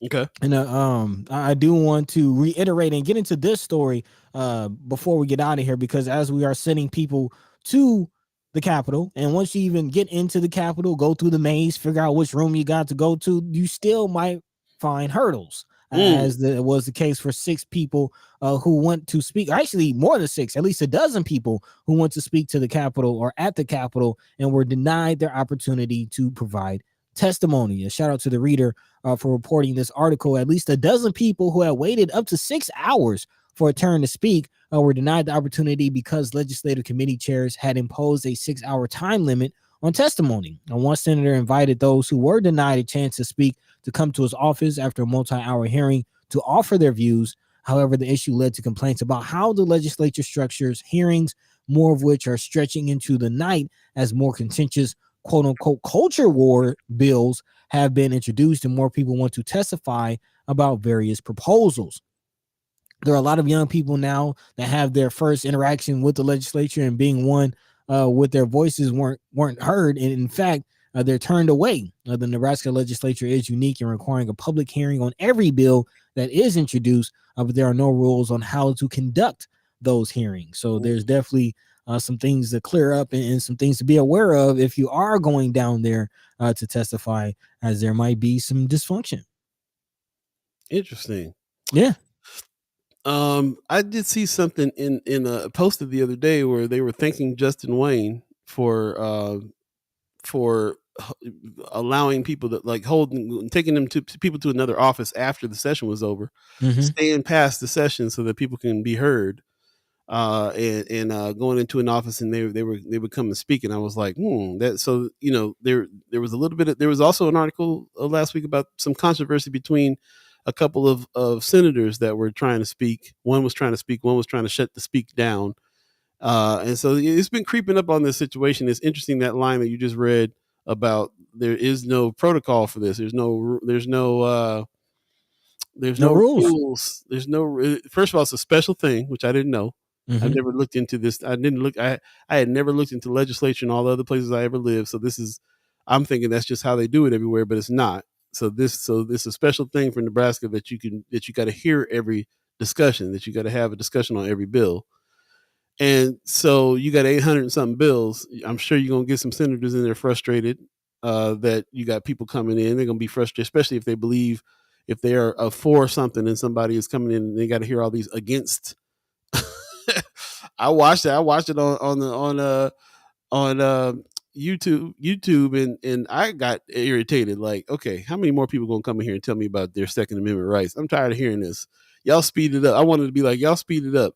Y'all consolidate. Y'all what you trying to all say the same thing? Come and just somebody just come say it. I started feeling frustrated myself, so I can imagine them sitting there going, "Man, we got to sit here all day for this." But yeah, you got in the position so you can sit there all day and listen to that. You knew that when you came in, so go on and handle your business. That's the job. That's the nature of the beast. But although there aren't any rules, there are certain things that individuals try to impose themselves to just kind of try to clear up, the process. There apparently has been a red light, green light system that's been in use.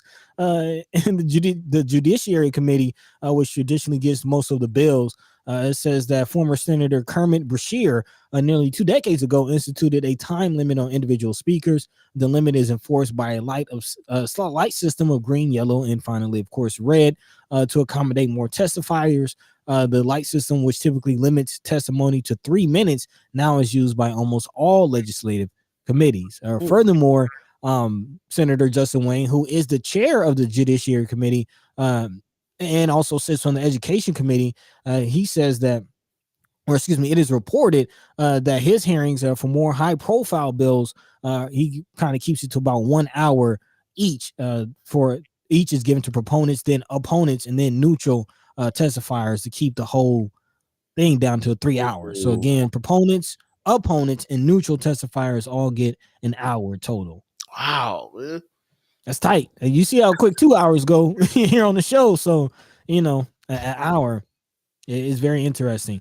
But that's why I mentioned, maybe presenting a like using the community organizations and neighborhood associations and having a representative from the neighborhood associations go is kind of like you elected a representative to write the bills and to have a voice in the bill writing and the law writing arena, and then you have a representative to go out support that representative, if that makes sense, because everybody can't all go, and even if everybody did, you see, like it could slow things down. Like the wheels of democracy might, they turn slow, they might creep to a stop.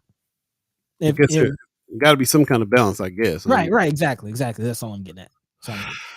But then again, man, the only power that we have is to go down there as individuals and be heard and tell our story. In order if that's the only power we got, then it is kind of getting taken away if you limit it. But yes, first and foremost, I think the system is supposed to work where the representative is speaking what you voted that person in the first place in order for them to speak what it is that's on your mind. So I don't know. Marianne Williams in the chat kind of chiming up. I was going to jump in. Yeah. Go ahead. Unicameral too definitely is a thing particular to Nebraska. So right. She's saying having a unicameral means the people are the second house and requires public hearings. Tracy Schott in the house says, "Thank you. Off to class. See you Friday. Have a good one. Thanks for joining us this morning. Marianne Williams also says, I don't think they should limiting the voice of the people. Yeah, you really can. That's what I'm saying. Like, this is the only power that we have is to do it that way. Tough one. Especially when you know, because we're working on helping getting bodies down there ourselves. So, you know, if it's something that we're trying to say we're trying to assist a bill that Brother McKinney is pushing, like Malcolm X being a holiday in Omaha, for instance. We get 100 people down there, everybody ain't gonna be heard. And go ahead. I was just thinking. I'm kind of thinking, like you're saying, you know, and everybody's not going to be heard. Let's say, and maybe there's maybe still some learning I have to do about how these bills, just the full life of a bill, how it's presented, you know. But at what point does a bill go to the ballot? If there's a tremendous, like there's a large amount of people coming to give testimony on a bill, maybe it should go to a vote. Yeah. Good question. I'm lost as you on that one. Somebody let us know on that. How is this? Give us more information about the process.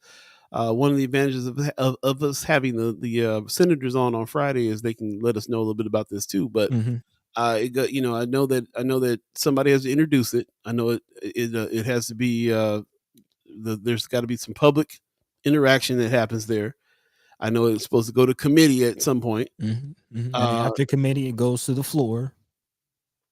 Right.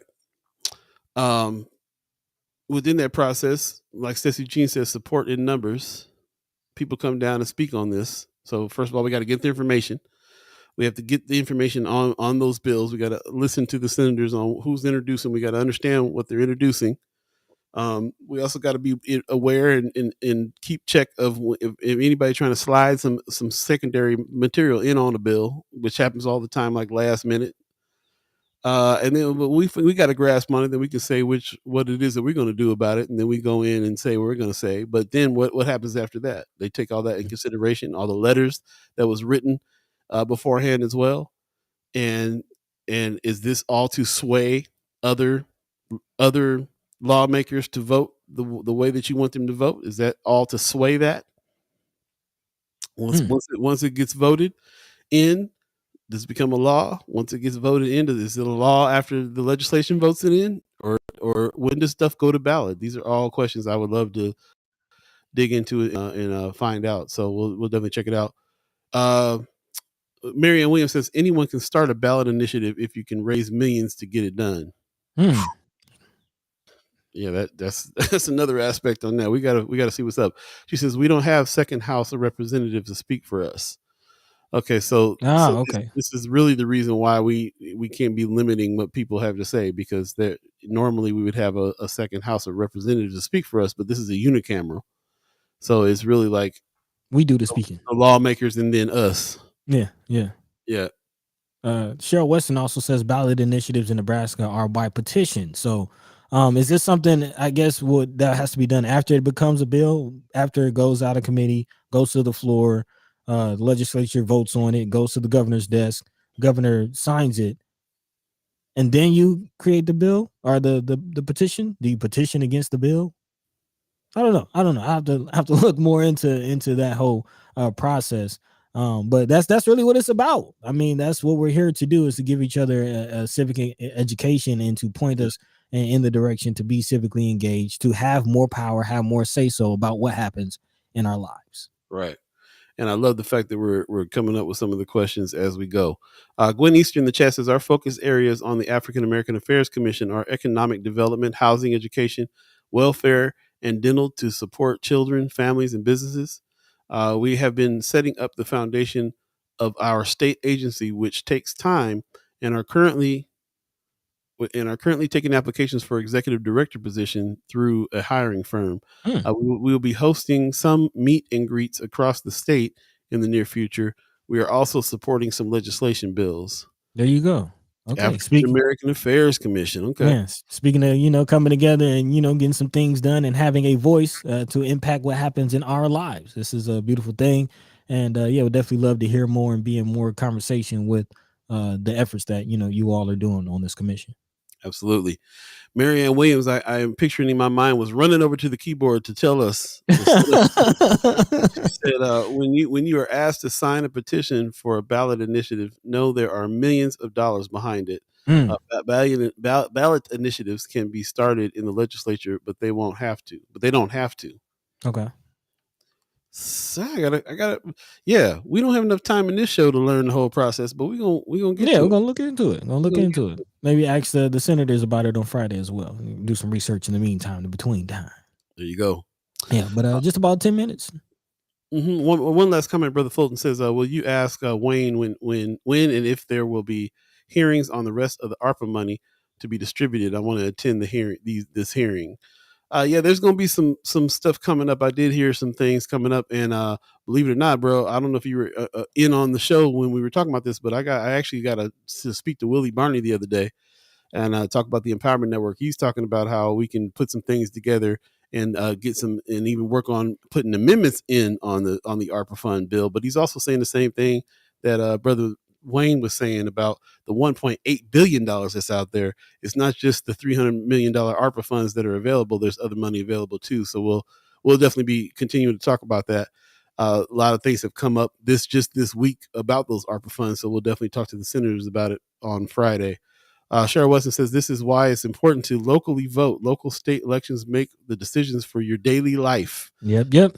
Thanks for reiterating that. We say that all the time. Marianne Williams says, constitutional amendments passed in the legislature have to go to the ballot. So constitutional amendments passed in the legislature have to go to the ballot.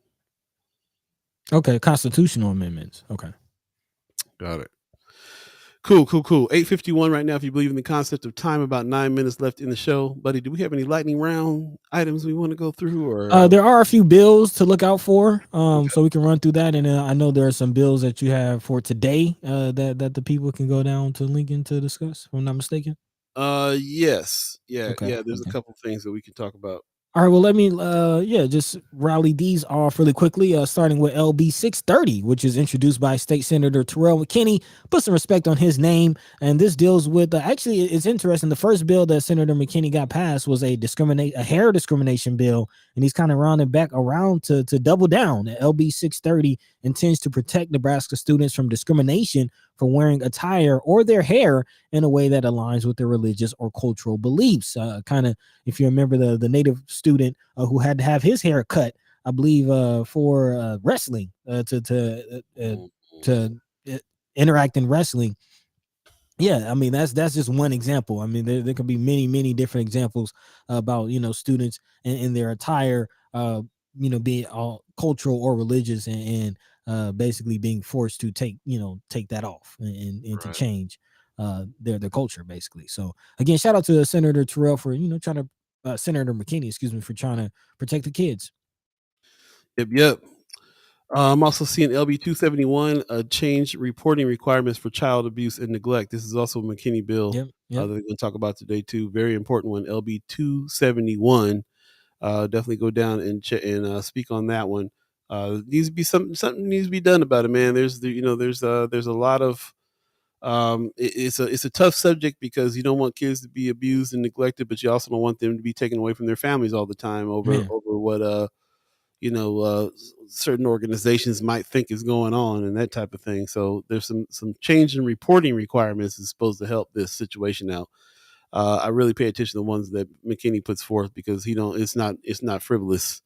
The ones that he's doing, LB, not that anybody is putting any frivolous bills out there, but I just feel like it's always very important to the Black community what it is that he's trying to speak for.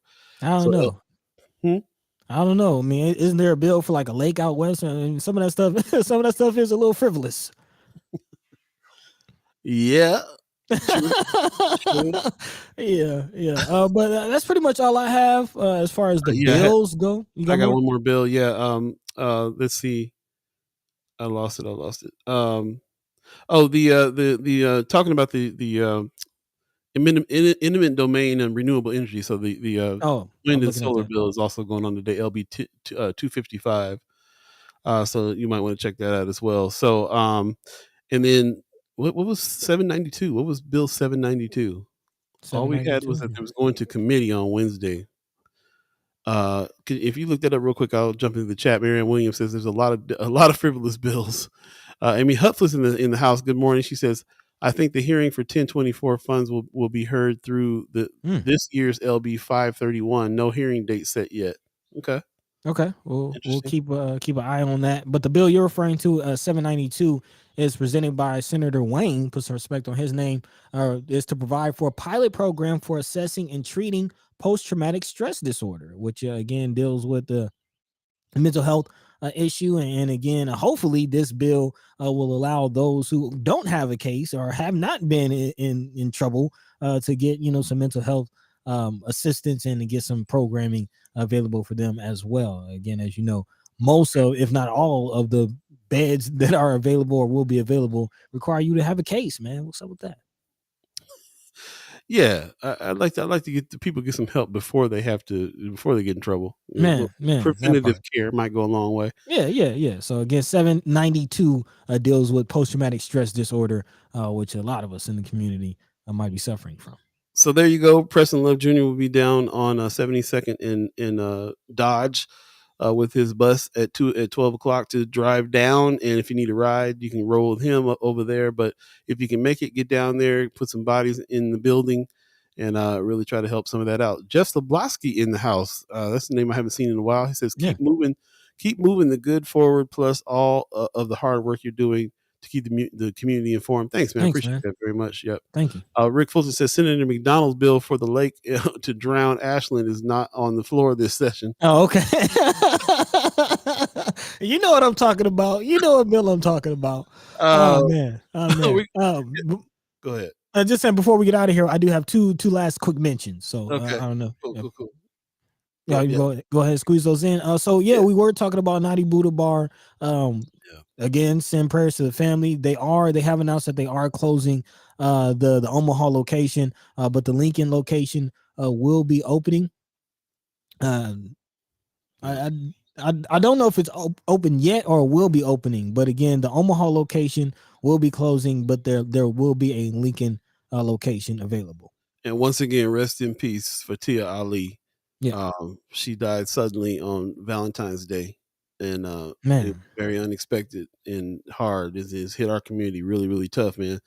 It's the only black owned vegan restaurant in Omaha, and unfortunately they gotta close now. I was hoping that wasn't going to happen. They were the husband was putting things out. Brother Ali was putting things out saying they were going to keep it open.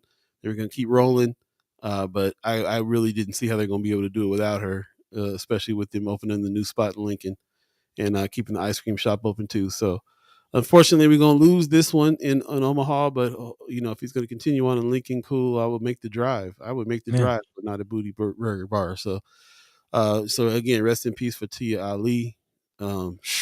Devastating. Yeah, just make it a trip. Go out to Lincoln, get you some Naughty Buddha. Go to the Capitol. Come on home.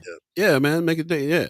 As a matter of fact, I've been talking to some folks out in Lincoln to try to make that connection. Let's make a day of it. You go out and go to the legislature. Go to black-owned restaurant, have some food. Yeah. Kind of hang out in Lincoln and connect with the Lincoln allies as well, and make those connections. Yep. Definitely. Ty Williams giving some information on the GoFundMe as well. Said they increased the GoFundMe to 10K. It is still up. So big shout out to them if you'd like to support the family. Paul, do you still got the GoFundMe link? I will grab that. Yep. Yeah. While Paul is grabbing that, I do want to jump into my second mention before we get out of here, and give a quick happy birthday to Omaha Star, marking 85 years in business. Shout out to TD Sanders and the whole Mildred D. Brown Foundation and the whole team at the Omaha Star. Being an Omaha staple, man, a North Omaha staple, making moves and doing the work since 1940. So 85 years in existence. Big shout out to them. Longest black woman owned newspaper in America. Man, in America, the country, in the whole country, in America. So it's not the oldest black newspaper. It's the longest running black woman owned newspaper in black woman founded newspaper in America. So that's what's up. Shout out to TD Sanders, like you said. So somebody just told me, I think it was Miss Erica Felt, just said she just read the latest one, actually read through it. They're making some definite changes in the Omaha Star. and bringing more news and stuff to the forefront. So that's what's up. Appreciate them. She's always talking about 2.0, 3.0 for Omaha Star. So I like to see them on the rise.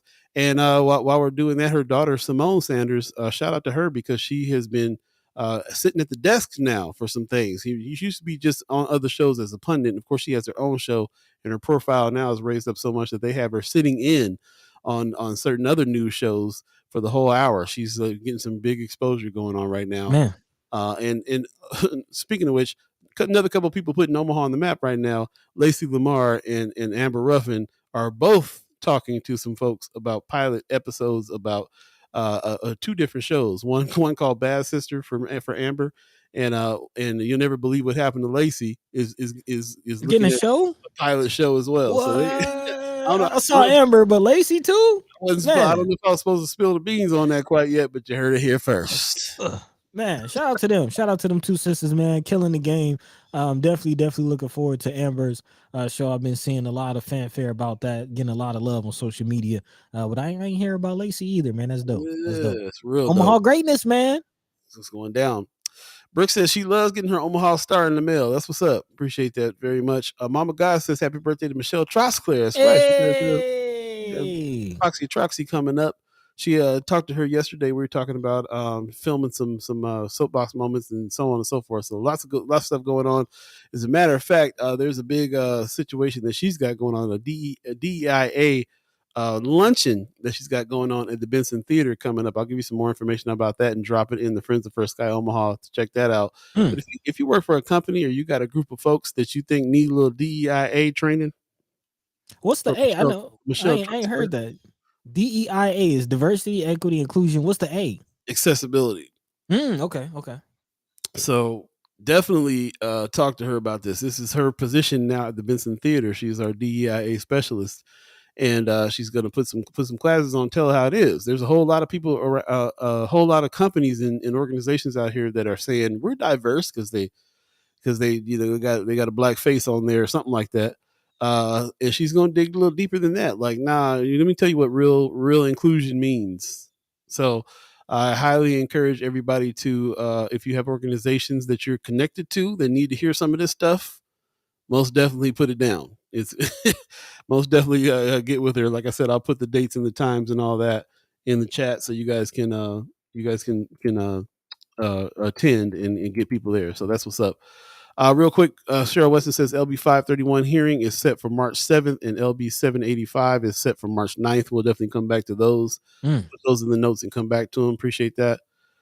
So yeah, I appreciate everybody that's jumped in on this.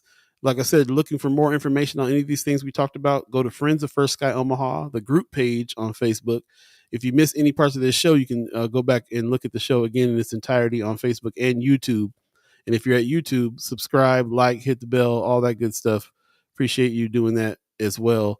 And spreading the word, man. Tell a friend, tell a friend, tell a friend. That's what we're here for. Yes. 902, buddy, you got some words for the people? Man, as always, a big shout out to Sister Kimara Snipes for coming through and speaking with us this morning. Also, big shout out even to President McKesson for coming through with not necessarily coming through, but being with us in spirit and always coming through and spending some time, even though she didn't have it this morning. Come and spend some time with us and politicking with us when she can. So big shout out, of course, to all the chat chimers, real chatty, real chimey, giving their input today. We definitely appreciate that. Letting your mind be free, letting your voice be heard, because it is important. We're not just two talking heads. We're here to have a conversation with you, not just at you. We definitely want to hear from you so you can let your input be known. And, we can pass that along to the people who are making decisions, who aren't always, hearing and taking you into consideration. We're here to change that. So again, we appreciate you, and even the ghost listeners going to and fro doing what they do in the morning. Thanks for tuning in with us, and until next time, Paul B, take it away. And happy birthday, Michelle. Happy birthday. I believe you're right, Wanda Lewis. I believe it is her birthday today. She tried that. She said, "You gonna come over and drink on my birthday?" I said, "When is it?" She said, "It's Wednesday." I said, "You want me to in the middle of my work day come over? Can we save it for the weekend?" She said, "Yeah, we can, but we can do the weekend too." So, yeah. Michelle be trying to get you drunk in the middle of the week. That's what it is. But I appreciate her very much. Again, man, if you want some more information on this DEIA thing, definitely check it out. Conversations with Michelle, DEIA Lunch and Learn is going down February 27th from 11 to 1. You'll be fed It's a free event. You just got to register, but you can get some food and hear some wisdom. And I highly suggest if you work in an environment that you think they need a little bit more education on diversity, equity, inclusion, and access, then and they need to hear it from the incomparable Michelle Troxclair, then definitely invite them to come. You can invite as many as you need to come. Just go ahead and register there. But yeah, bring them on so they can hear some stuff. They need to hear some things. Man, they need to hear some things. So there you go. Shout out to Michelle on that.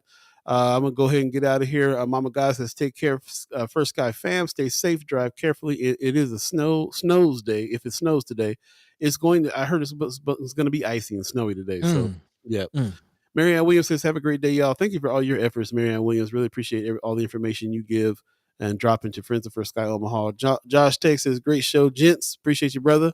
Pop says, as always, the show was awesome. Thank you. See you on Friday. God willing, and the creek don't rise. Much love, First Sky. Appreciate you, Pops. Hey. And Miss Erica Felt says, great show. Wishing everyone a wonderful Wednesday. Remember your water and be good to yourselves. Watch your money too. You used to say watch your cash flow. Keep your eye on your dollar. Don't stop doing that. Don't stop doing that. So appreciate everybody. Shout out to the Omaha tribe elders for allowing us to be on this land and speak while we're here. Thanks to our elders for allowing us to speak before them. And thanks to you, the chat chimers, allowing us to speak with you every Monday, Wednesday, Friday from 7 to 9. We really appreciate that. Can't do it without you. Shout out to all of the reoccurring members of the channel as well. If you would like to donate to First Sky Omaha, then go to firstsky.omaha.com, hit the donate button. And we really appreciate that. It's how we keep this thing going. So thank you so much. We will have brothers Senators Justin Wayne and Terrell McKinney put some respect on their names in on Friday. Hopefully, if you guys get down and share, get some experiences there at the unicameral today. Go down to the legislature. Come back, take notes. Come back and let us know how it went. We want to hear about that Friday.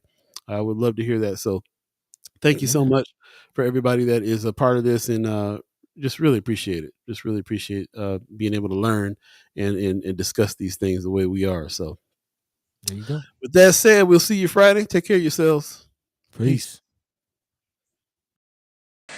By the way, Vanglorious. This is protected by the red, the black, and the green.